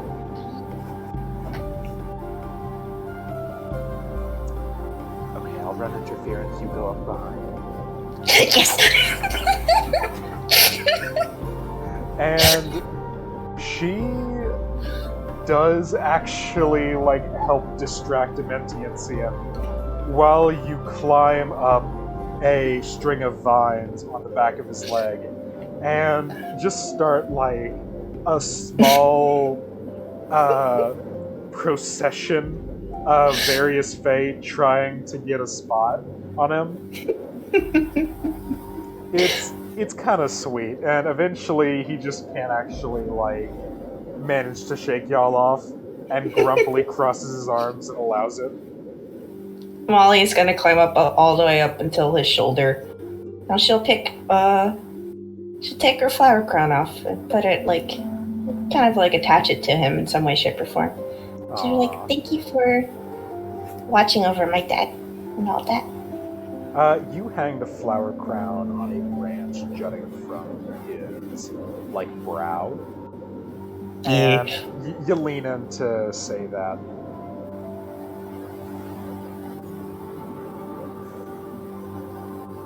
Anytime. And that's about how the parade goes for you. You do that. You hang out with Terpsichore for a while, hanging out and eating the snacks you've brought. And finally, after a couple of hours, which would be a full day of real time, you finally start back towards the fairy ring leading back to the portal. Castaros and his shade are standing there waiting for you. Molly waves at him as she approaches. Hello! Hello, Molly. Did you have a good time? Yeah, Queen Titania is super sweet. I really like her. Also, I got to... She's a joy to be around. She is. I also got to climb Amenthesia. You did? Wait, I were you did. the one who started that? Perhaps. Queen Titania did help. Oh, you're a little rascal. Alrighty. Well, I should probably advise you to get back before people start worrying about you. Yeah. Thank you very much for, giving me the heads up and everything. Oh, no worries. I'm glad that you didn't mind me being a scatterbrain too much. I think it's charming. Well, you wouldn't be the first, but you'd be just about. Oh. She kind of gives him a look of like, oh, there's someone else calling you charming? Hello? Oh no, I've just had a long, long life for people to, make statements such as that. You know how it is. Yeah. Alrighty, let's get going. And he offers you a hand. She'll take it. And he brings you into the fairy ring, and you have that sensation of your stomach falling out once again before you dizzily return to the prime material plane, and Casteros wakes up alongside you. It is like fucking midnight. Oh dear. I should get to bed. But you had a very long and very fun day in the Fable.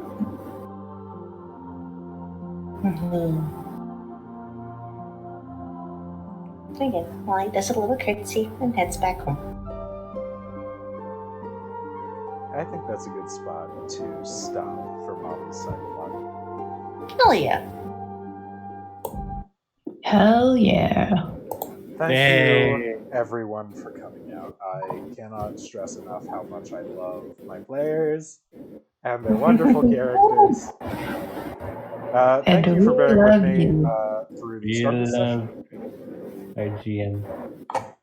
Thank you for bearing with me through the start of the session. I know it was a little bit dry at the start, but it took me a little bit to get back in the GMing mindset. That's okay. And of course, a Merry Wimbledon New Year's to all, and to all a good night. Yeah. Merry Wimbledon, everybody. Merry Wimbledon. Once it gets around to like tennis season, we should just say that.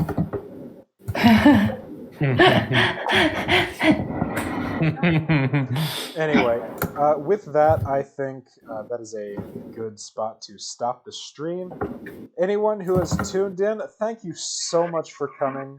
I can't believe this thing has garnered an audience, and I can't wait to see you guys next time.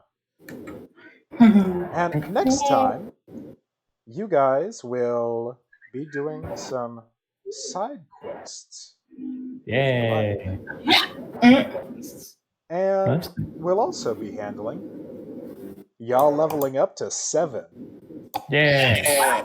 We are 7. We're 7. We All just right. go to second grade. Catch y'all on the flip side. Goodbye. Bye.